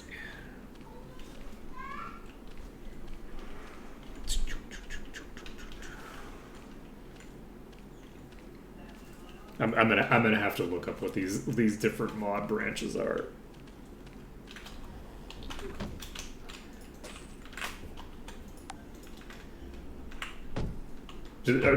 Were the two of them working together originally, and then they split up into two different factions, or was this there was the original, and then somebody said, "Oh, I can branch off a thing that I want to do stuff with on this as well." Ooh, Holy shit! We just got Atlas. I can't carry anything. Okay, We don't need this. and this is a mighty broadsword. There's no room. This is an upgrade in There's damage, no room. despite the fact that this has the 100 fucking cold damage attached. So I think I am going to equip this for right now. And we can get plus 17 to all stats on this? That would be pretty funny. It's a weapon though, it's not a good affix to get on that. We don't need it. My pack's full. We're just doing it for right now because we might as well. It's not like a huge upgrade to damage, and it drops our durability a little bit, but it gets us in the right type of the equipment at least. Okay, we can go ahead and equip this. Let's go. Boom. Let's see. That makes sense.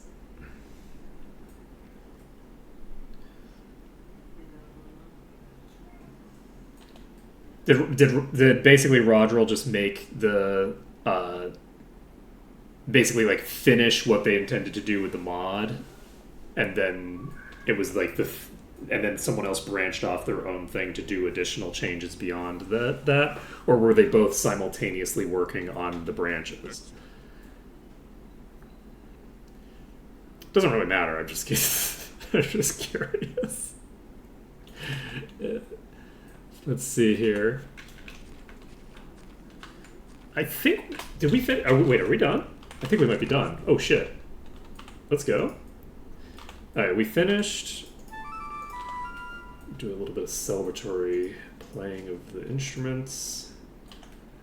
And, oh right, we have Atlas. What are we going to do? Who are we going to equip this on? Do we want to just equip this on you? Do I want to equip it on you?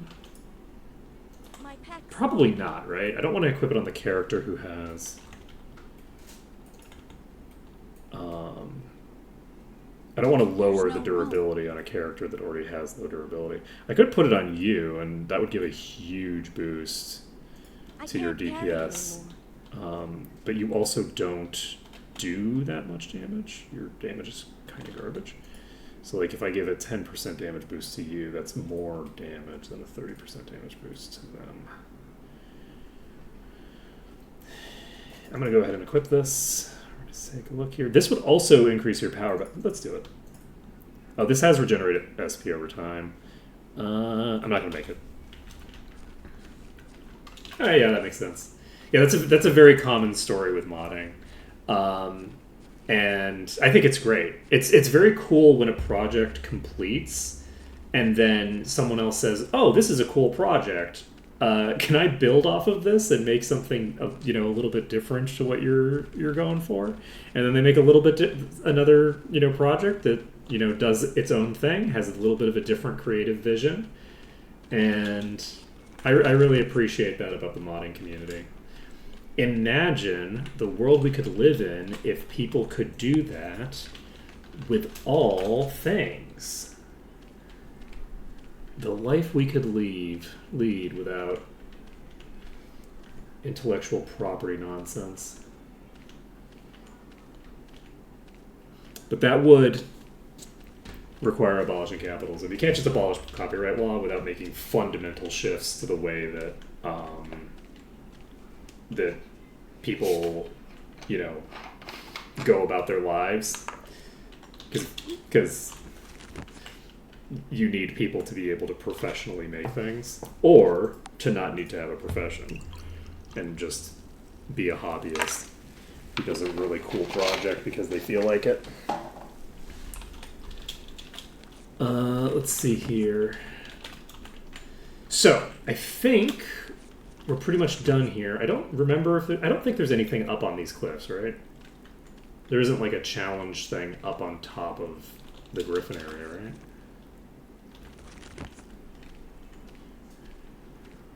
We have access to GM Fire, but we don't have anybody who will ever get that. We have GM Unarmed and GM Dodge now. I think I can jump and it'll act as a Featherfall. It does. Okay.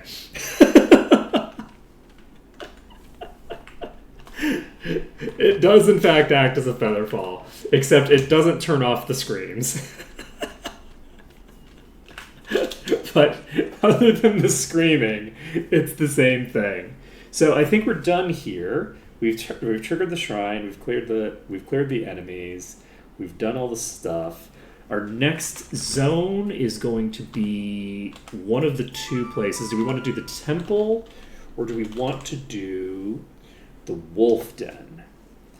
The temple doesn't have any quests in it. Let's try to do the wolf den next. I think that makes more sense. We are so 12.99. Okay, I will be right back, and then we will start this up. Just give me a minute.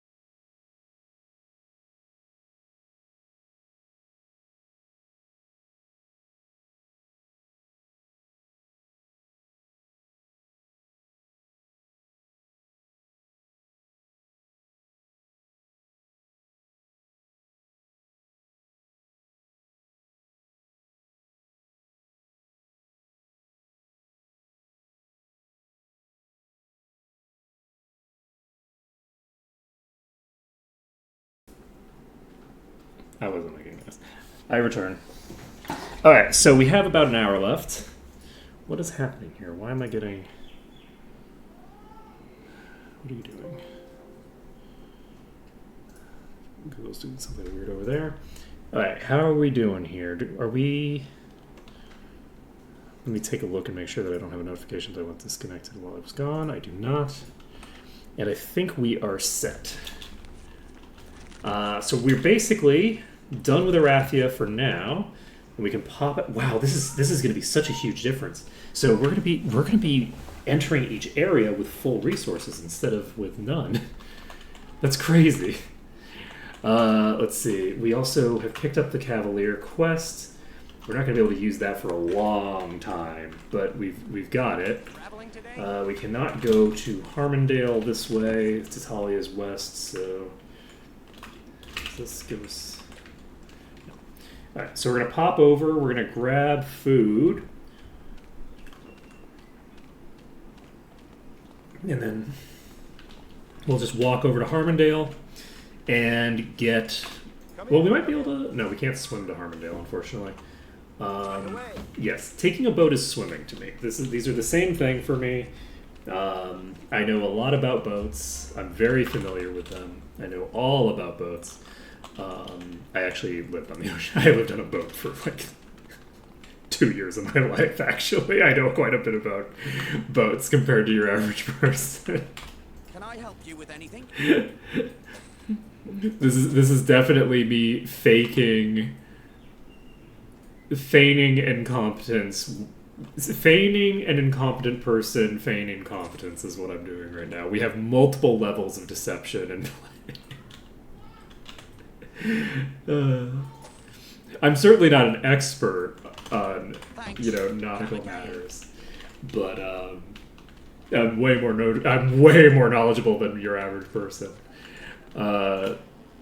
Which is something that it comes into play periodically, where I'm like, people actually don't know the difference between port and starboard and stuff like that. Oh shit, that was actually the same tier of weapon that we had for the thing. Maybe it'll be super good. I can't carry anymore. Do you have? There's you no have. room. Okay. I think that's probably all the ore that we just picked up. Take a look here. Anything of interest?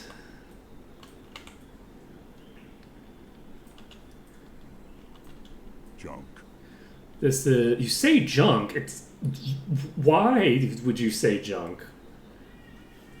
Why? I'm so upset with you that my voice is warbling. Okay, so we're going to go ahead and probably just equip this into this slot here. I don't know if this is going to be an improvement. My guess would be this is probably a downgrade for your offhand. Yeah. There's no room left. And for main hand, it's a huge drop. So this would give a lot more durability. Oh, I'm sorry. Malekith asked about my legendaries that I found, and I only described the one. I found 3. We also have this chainmail, which I've upgraded through the tiers. It was lower tier when I first got it. And we have... I don't know if Malekith is even still in here. They probably aren't. What was the other thing? And we found these gauntlets, which are fucking badass. So we found some great legendaries. I'm way too easily distracted. It's Friday. Did I take my meds? I did take my Friday meds. We're fine. We're fine. Okay. Anyway, we are going to go sell our stuff. Need a new weapon?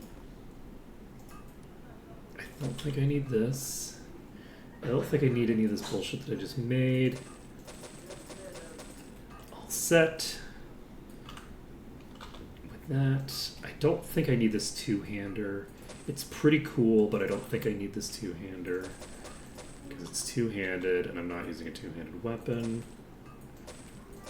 We've got There's stuff Come to again. do. See anything you want? I'm not going to get rid of this purely because of the fact that I'm now realizing how close I am to having to go to Corligan's estate. We're really close to Corligan's estate at this point, y'all. We are not very far away from that, and we are not prepared. We are not prepared for Corligan. Alright, so we're popping out. We're gonna head back to Harmondale. Did we can level up. Do we want to level up? I don't want to level up. Well, actually, I can't level up when I get to the next. I can't level up in Ravenshore. It's not high enough a level. The Guild of the Body welcomes you. So do I actually want to do it anyway? The Guild of the Spirit welcomes you. The Guild of the Mind welcomes you. Oh yeah, no wonder I had such an easy time with the second half of this. I had heroism and Day of the Gods active. Yeah, that makes a huge difference. Okay, so we're heading back there. We're getting closer to getting some really core stuff done in 8. Might Magic 8 is going to escalate pretty fast. There's not that many places that I need to do in Might Magic 8. In order to finish my current my current intended pathway. So my intended pathway through Might Magic 8 for right now is to go to Alvar next, and then go to Murmur Woods, and in Murmur Woods I immediately get the ability to get my Ranger fully promoted. So my Ranger is going to get Grandmaster Axe immediately. We already have access to GM Axe. No, we don't. We get GM Axe in Tatalia, but we should be in Tatalia by the time we get to Murmur Woods. We have GM Axe that we'll have available. We can get Mastery in the Elements. We might need to take a detour over to Mist at some point in the run to make that happen. A Mist detour isn't a huge deal, so we might do Mist before we do Silver Cove. We'll just have to see. The other thing, does anyone know offhand, do I need to go to Silver Cove on foot? I can go to Silver Cove manually, right? I can go to Freehaven and get from Freehaven to Silver Cove, I think. I don't think I need to do anything weird to get to Silver Cove. I think it's just Freehaven. So once I get to Freehaven, I'm pretty sure I can get to Silver Cove and get that done. This is Enroth, which is the wrong place. Let's do another confirmation. Yes. We have to do a Might and Magic 8 dungeon. So we're going to pop into the Wolf Lair and get that done. No. Yes? Yes, because that has a quest in it. And so I feel like because it has a quest, it's more likely to... I think it's probably going to give me a bit more experience. Both of them are pretty small maps. The Wolf Lair is less valuable for me in terms of like gear and loot and stuff like that, which simultaneously makes it tempting to do it earlier so that I can actually get access to some good gear. But also makes it tempting to do it later so that I can maximize my stuff. The other thing is that we are going to, funnily enough, it's 5:47, so on a Saturday. So we might actually finish up the Wolf Dungeon just in time to pop over to the arena to do the third arena section. We'll just have to see. We're not going to have time for that, most likely, but we'll do that on Monday probably. So I need to get a list of this stuff. Did I already do the contests here? I don't think I did the contest here. And we also... I think it's a contest of endurance or something. Wait, what?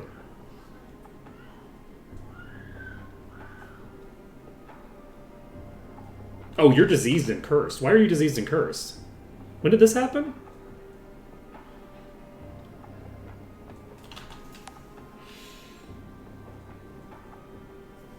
How did you get... 5 days, 23 hours. 5 days, 13 hours. I don't know when this happened.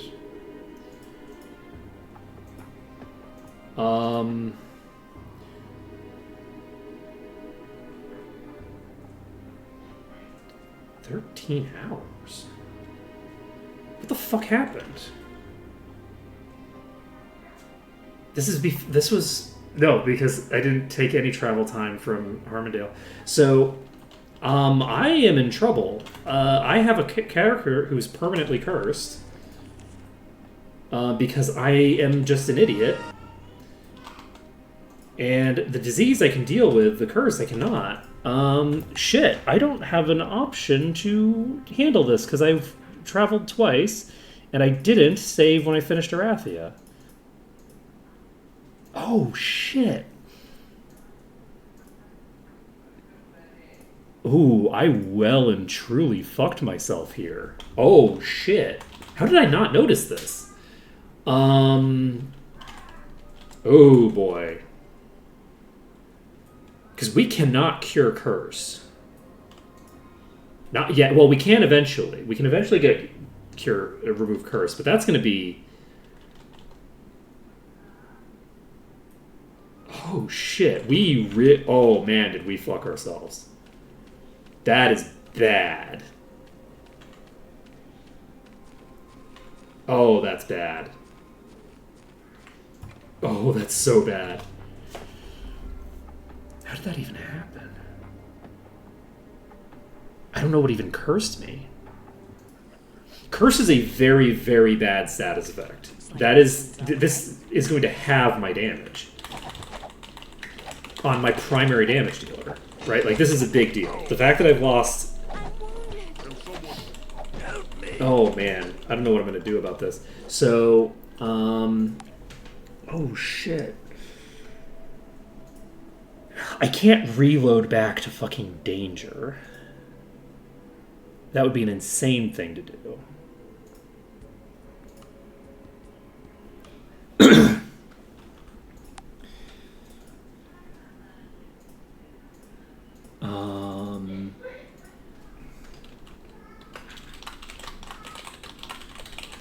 I'm going to go ahead and save this under you played yourself. What lies ahead? Because, look, the problem is that the new Sorpigal save, sorry, no, the Harmondale save, is still 5 days. Right? Yeah. Oh, fuck.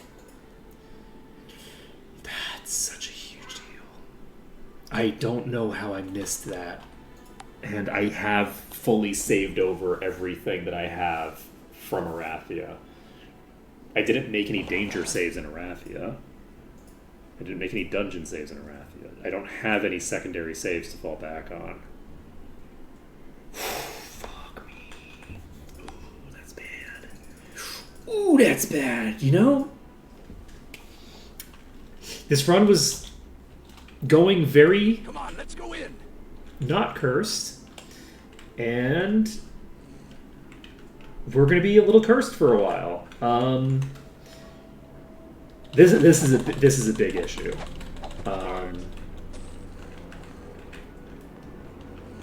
Because curse is a 50-50 shot of just failing whatever action you were going to do, I think. So it's like a 50-50 shot of not attacking. Like, it's not just for spells. I think it also prevents you from attacking if you try to do an attack. So, really big deal. Gonna be a problem. I'm badly hurt. And it probably is off of just a random, like, griffin. Oh, God. Okay. Yeah, yep. you know, we were running. Well, you know, to be fair, I wasn't saying that while I was in Arathia. Arathia was actually pretty rough. You know, Arathia was the thing that made me think, oh yeah, this is actually going to be a pretty, you know, decent challenge for a lot of this. So how are we doing on damage? You know, Silver Defender... Am I wrong? Does Curse not give you a 50-50 shot of failing to attack? Does it only affect spells?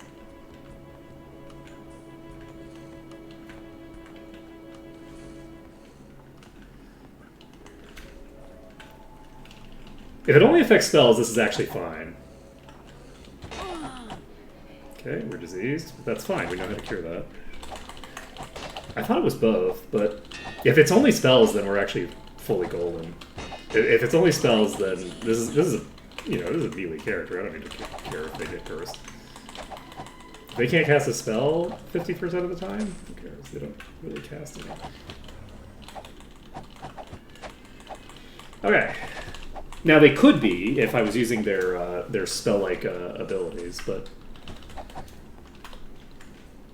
I'm not. I'm not using those. I mean, I'm using their the toggles, but not the there.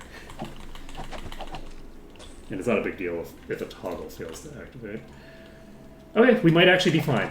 We might have played ourselves in a way that's actually fine.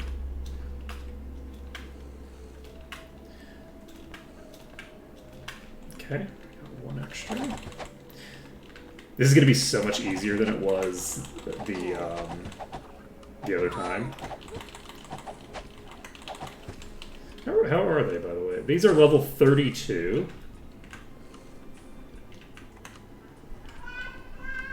I have to be careful because I can pull enemies from both sides here.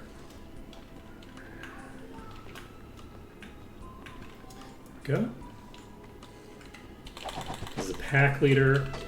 What level are you? Level 40. So the pack leaders are still higher level than me, at least. Okay, we got others from this side. One of which is a pack leader. And we don't need to kite them that badly. Like this is mostly workable without even doing too much in the way of kiting. I think we're fine. Let's take a look at the damage. Honestly, I think it almost has to be. There's no way that I'm doing this much if I'm losing half my attacks. I fully think I misunderstood how Curse worked for the last 30 years. Which is very funny. That's a whole pack of these motherfuckers. You can't all be pack leaders. There's too many pack leaders. Oh god, this is a problem. God damn it! No fear. So sad. Alright. I'll load the autosave. Do I need to change anything out? I have Stone Skin still, right? Yes, I have Stone Skin, which is the appropriate thing to have. I don't think I need to change anything out. Come on, let's go in. Okay, we have one aggroed preemptively. Not a huge fan of that, but it's fine.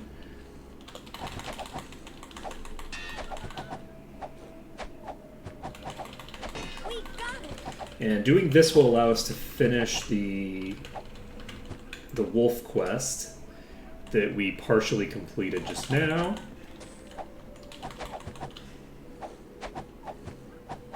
I'm wounded.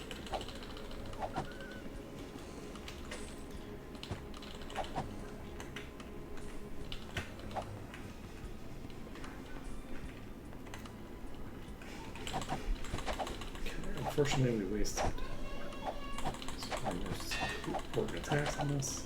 Yeah, this is going to be a pretty reasonable level of difficulty for a dungeon. Nothing too crazy in either direction. This isn't going to be like super easy, but it's also not going to be super difficult, would be my guess. Definitely easier than it was when I came in here in the first playthrough. In the first playthrough, this was really, really hard. Like, breaking into this first room was so fucking painful.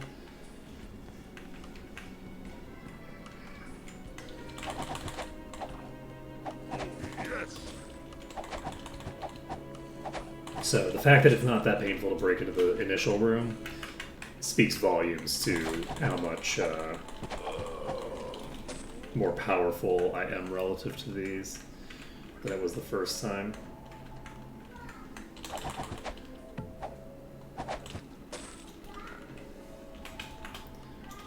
Okay, pop in here. Shit, I shouldn't have stayed as long as I did. I've now aggroed quite a few of these. Any shenanigans that I need to pull right now. I shouldn't have moved there. We now have 2 pack leaders that I'm hitting. Okay, we need to pull out. It's not great to be back here because luckily I think I got a hit off with Corporal there. We need to basically burn down somebody. So one of the pack leaders is dead. There's one other there. Luckily, Cortal's back. Oh, fuck. Oh, man. Oh, you were so low, too. I was so close. So close. Yeah, I that was a terrible pull. I fully deserved to die there. This was also a terrible pull. Hopefully I don't die. I don't want to die this. Not like this. Not like this. Don't punish me for my ill actions. I need healing. Okay, don't do it. Don't do it. Okay, we're fine. So we didn't get punished. We're fine.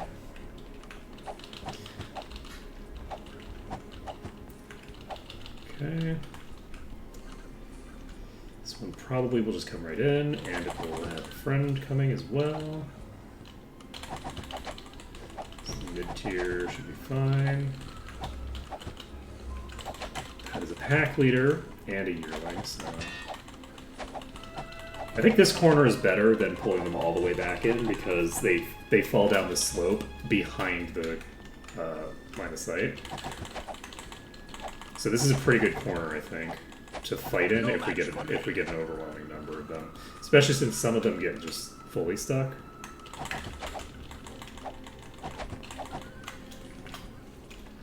Okay, I think this one is just chilling here. Whoa, there's way more in this room than I thought there were going to be. Got him. Okay.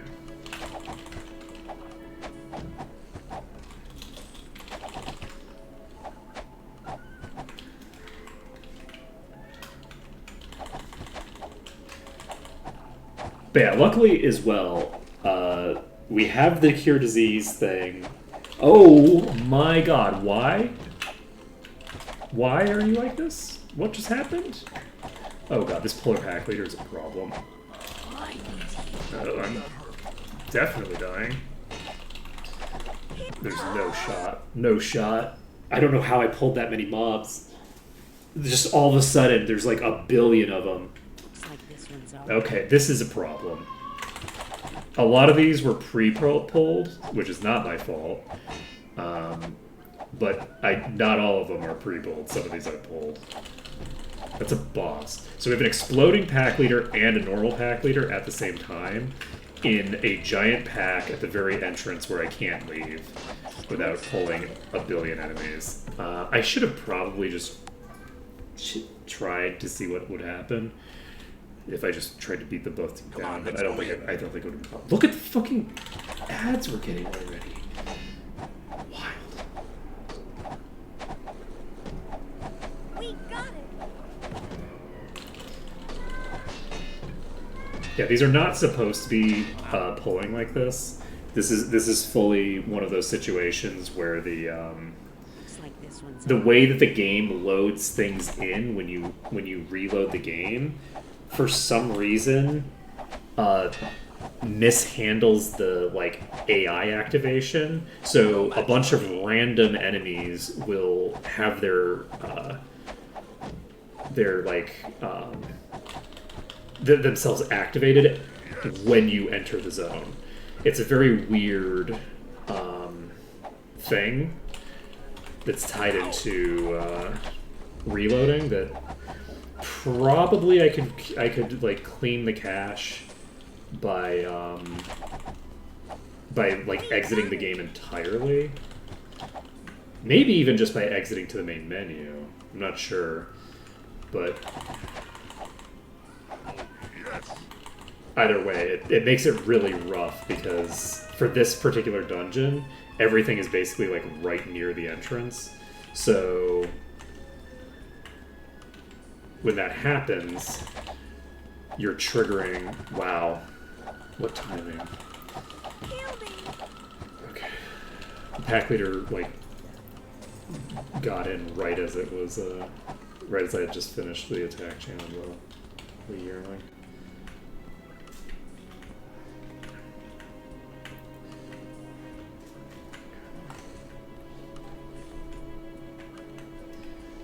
Okay, we've got another one here.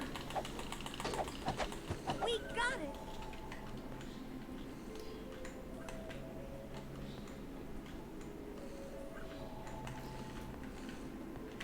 Yeah, the opening here is rough. Okay, I think this has the ability to recognize where I am. And the thing that's really interesting about it is it's not a situation where it's enemies that you have aggroed, because it's like tied to some sort of identity code that is assigned randomly when they spawn in at the start. So you can aggro enemies from packs that you've never aggroed before. Like this one, I've obviously not aggroed this enemy before, but it's been assigned the same like code as one of the enemies that was aggroed before. Okay, this is an issue that we have two fucking pack leaders here. And Sortira is almost dead, so I'm probably fucked. If Sortira gets hit again, we're dead. Okay. Yeah, you were cursed. I don't love that. Oh, you can't root curse. Alright, let's take a look at our stuff. These two are both diseased. We can cure that the next time we go to Arathia. I'm not going to go all the way to Arathia to cure that until we're going back to Arathia natively. So that's gonna stick around for a while. We're 35% of the way through, which means, oh fuck me, the way that I moved there was suboptimal. This is a lot of enemies, and they all jumped in pretty much together. I don't think they're all hitting me from here, but maybe they are. There's not that many high tiers here. It's like a couple of the mid tier. So, okay, we got that cleared. We're at 45%. It's a small dungeon, so once we get to 65, we can go save. And we will, because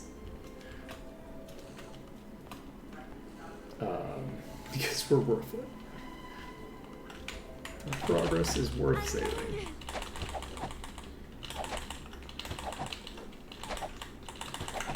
Okay, we got the pack leader down, we got the yearling down, we have another yearling that aggroed at some point. Oh god, and we have a pack leader, but we don't have the ability to kite where we want it to.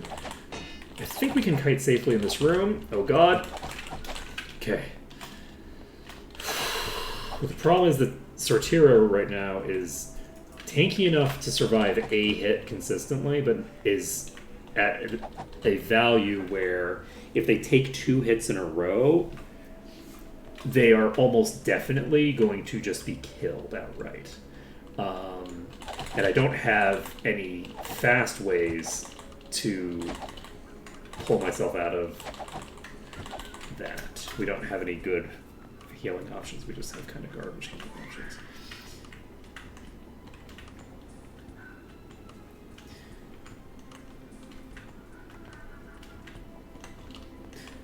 Unfortunately, we just pulled way more than we wanted, but on the plus side, there's only one pack leader, so... And we have longer paths to kite through the further into this dungeon that we get.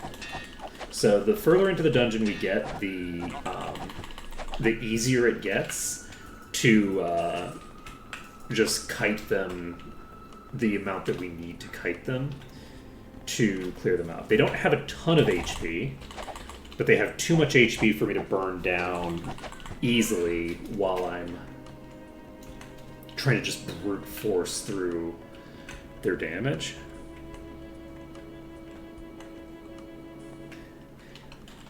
Yeah, it's all the sources that I've ever read have said it's on action, but it's got to be on spells because I'm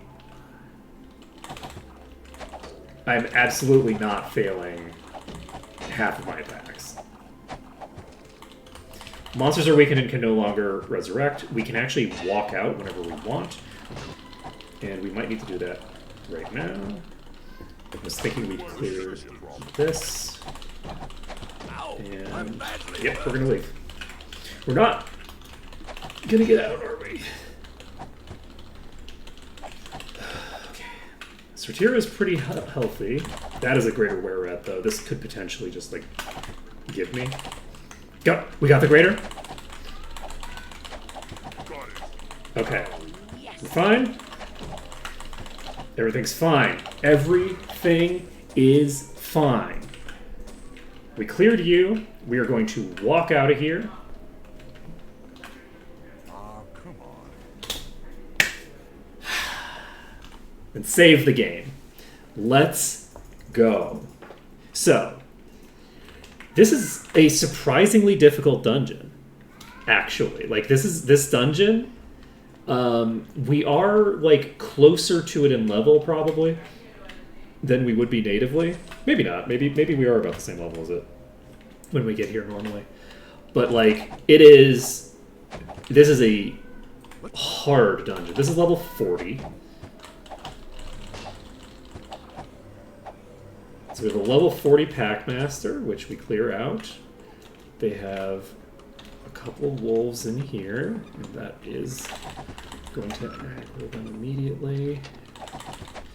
So I think I can just clear them like this. I'm not going to do anything fancy for this part. Fancy meaning actually fighting them properly. Nice!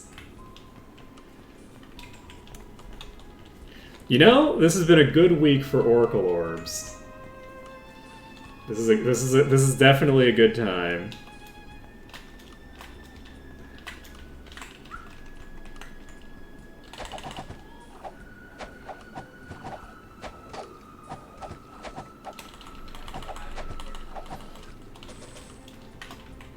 Because, like, one of the things is that with a normal attack, you can miss.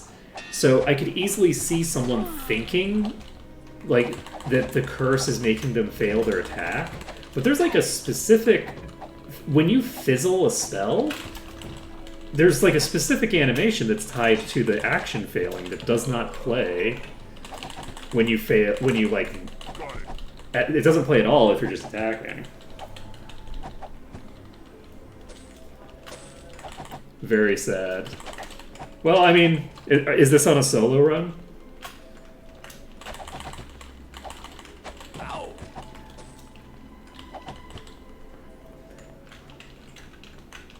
Okay.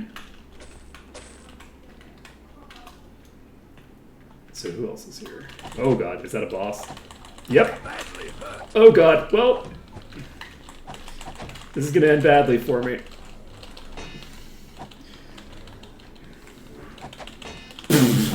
I just got swapped back into the budget. Okay. We're fine. Everything's fine. Why wouldn't it be fine? Everything's fine here. The swapper's just gonna kill me. Have no fear.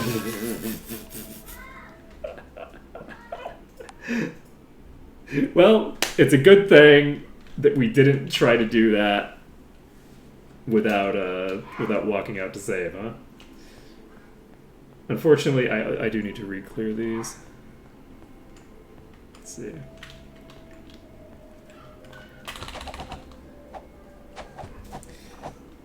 Yeah, I'm really curious about the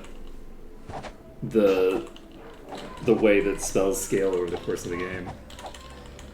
At some point, I do need to keep doing my my caster run that I started up and then immediately abandoned for this run.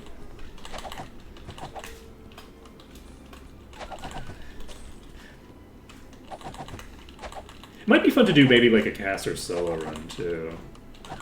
That might be kind of an interesting run. Like do a druid solo maybe.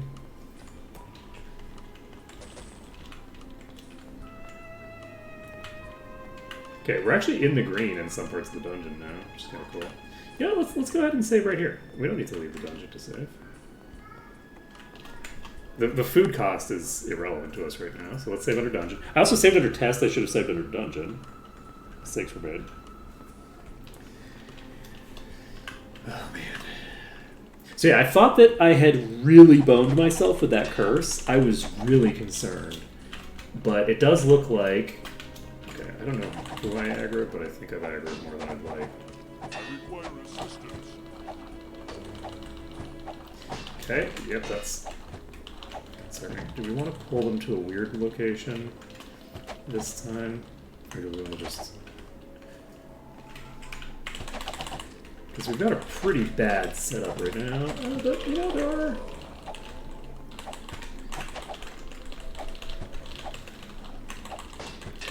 The other thing that I should bear in mind as well is that I probably need to put more points of regen onto Kortal, because Kortal's the one who keeps the regeneration spell up. And so when Kortal's down, having more regen would be very handy. Kortal's very, very vampiric regen focused right now in a way that is probably not optimal for my well-being. Do I want to save the fact? Yeah, I'm going to save this. We have a swapper here, and we can't really just like fight these. The pack leaders are too strong for us to just win a straight-up pissing contest with. Yeah, I like the shaman too. If I do like a shaman, I'm gonna be too tempted to use melee. Like it's a great solo concept as well, but if I'm looking to do like a mage run and then I pull out a shaman, everyone knows how that's gonna end. Everyone knows how that's gonna end up playing. I can't allow myself to, pick a class that's a competent, melee. Okay, we are unfortunately... How are we doing? We did not get very much done there. I was kind of hoping that I could bait out its swaps and then, get meaningful progress there. Okay, it looks like they're all aggroed already, which is fine. I can try to pull them... Oh, this is just the swapper? Okay. Luckily it missed, because if it hadn't missed, I'd probably be dead. Not from the swap itself, but... I'm gonna try... clearing out... Fuck, I went the wrong way. I need Yeah. it. I fundamentally need to pull this to where I need to be. Yes, you can combine them by pressing U, and it'll automatically do the lowest ones that you have.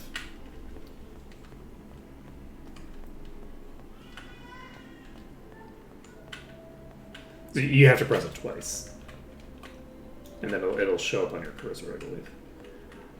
Yeah, I need to go straight to the cages.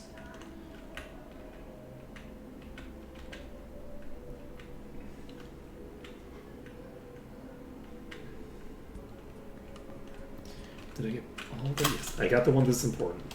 We're getting out. Okay, at least one of them is heading toward us. We're rotating all the way to the cage.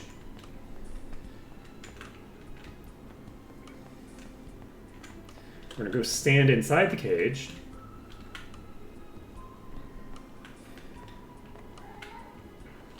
That is the wolf.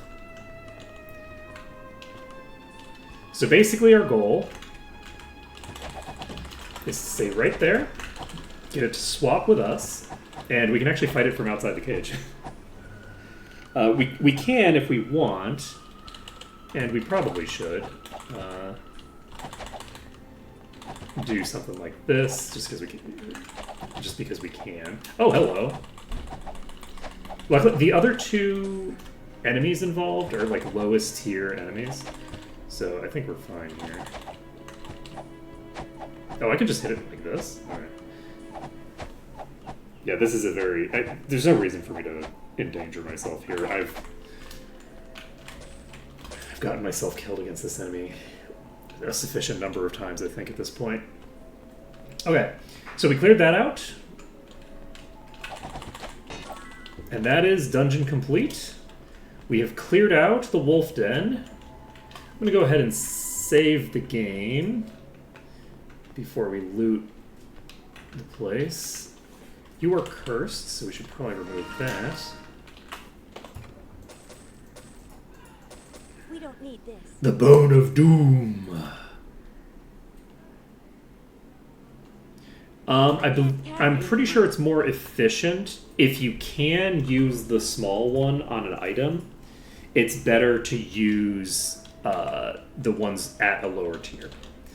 So you want to use the lower tiers for getting it up to the point that is the maximum for them, and cycle up the tiers that way. If you combine them, you're going to lose total stats, but eventually you'll kind of stop getting gear that's low enough for you to use your lowest tier stuff. And once you aren't getting anything that you can do that with, then obviously at that point you just combine them. So, but as long as you can use a tier, it's best to use the lower tiers.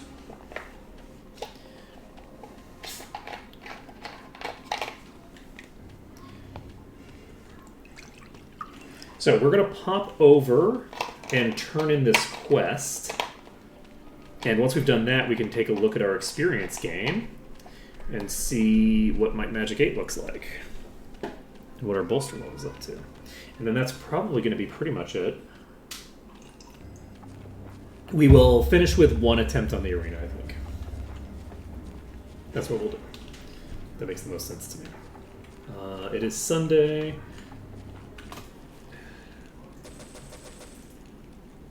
Okay.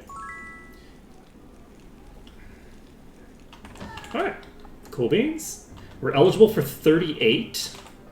Very nice. And bolster level in Might Magic 6 is 22 now. Not too shabby. So we've got level 22 bolster coming out there. We can save the game. We can pop over here. We can drown a little. That's all good. And then we can pop into Corligan's estate tomorrow. That'll be great. Until then, let's take a look at our stuff. We can do some inventory. Oh shit, this is actually pretty good. Into Might. Let's go ahead and slap that on you, probably. Yeah, let's just slap this on you. Who needs it? And this gives Int and Earth Resistance and Regen. That gives Paralysis Immunity, so we're not taking it off. So I'm now realizing that we are about to head to a very spooky place. Disease and Curse, Poison and Weakness, Sleep and Unconsciousness. Sleep and Unconscious. So we have 3. That's good. We have 3 items in our inventory. Maybe we have some equipped. So we have... Very weak. Let's go to inventory 3, where we'll start throwing stuff that we're not going to use right now. None of this is useful for any of the other characters, so we don't need to worry about it. Let's see.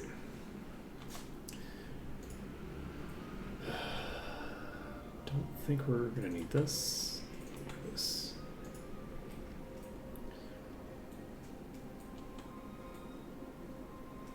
Don't think we're gonna need this.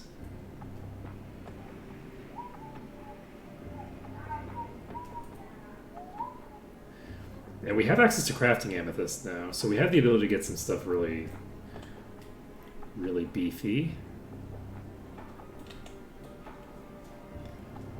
What was I doing? Right, I'm trying to find my armor for sale. I don't think I need this. This is... Oh, right, this is that cloak that gave quite a lot of stats.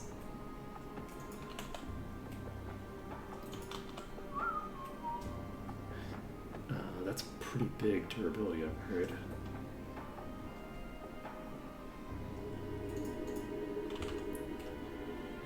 Alright.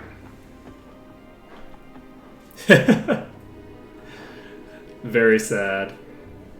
Very sad. I'm almost positive that it doesn't affect it, because my Death Knight doesn't do that much damage, right? The amount of DPS that they had in that dungeon relative to the other party members was the same damage contribution that they had before I went into that.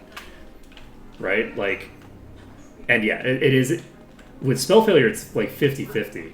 So there's like no shot that it is actually affecting melee. Which is really funny, because I just, for the longest time, assumed that it did. And it doesn't seem to, so... Okay, you can move to this.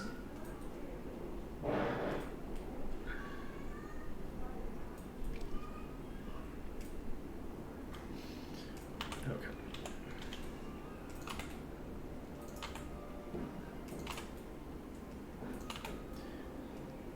Da-da-da.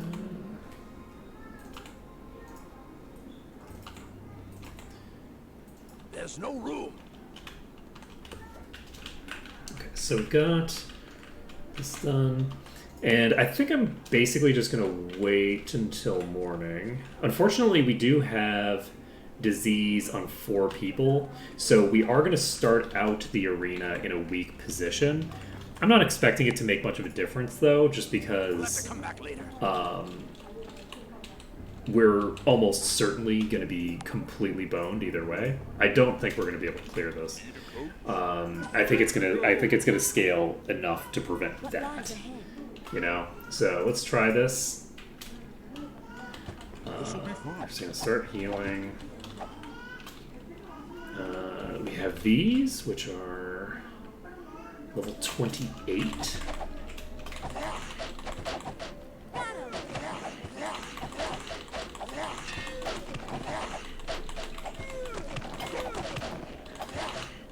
Which is exciting, because it means that I'm actually okay. We can cure these disease effects once we get to Thinger. Rafi again. This wave is not going to be too much of a problem, I don't think. It takes a while for them to accumulate enough to actually cause problems for me, though the Fanatics are probably going to hit me pretty hard. I can't see how hard they hit, because I don't have enough skill for that, but... Or, well, I don't have enough mastery for that, technically. I walked too far in. Okay. Oop. And then I walked too far out. Whew. Alright. The intention was to do one attempt, because it's end of stream, right? We've run out of time for stream. We've done our one attempt here. We will try, I think, a few more attempts at the start of the next thing. Those are not that bad. That we can manage. So we can come back to this on Monday. We can potentially clear out another arena, which would be pretty cool. I'd be pretty hyped for that. And once we've done that, we can then go to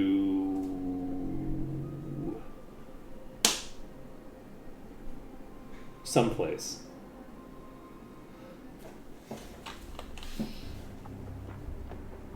Yeah, we'll try to do one arena, and then we will go back to Might Magic 6.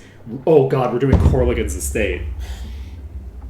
Okay. So the next thing that's happening is we're doing Corligan's estate, and that's fine. And we definitely are not completely boned in Corligan's estate. It's not like we can't save in Corligan's estate until we finish the goddamn near the entire place or anything like that. That's not a thing. We don't have to worry. It's fine. Everything about this is fine. This is not going to go to shit immediately when we enter Corligan's estate. This is fine. No, this is fine. I'm not panicking. Me? No, I'm not panicking. I don't know what you're talking about. Okay, that's going to be it for today. Thank you everyone for watching. It's been an absolute pleasure to stream for you today. We'll see what happens on Monday, because I'm just now realizing that we're doing Corligan's estate on Monday, because we're already there, because we're making progress so fast, because the game is going so well, and that's great and awesome, and also Corligan's is going to go fine and it's going to be great. Anyway,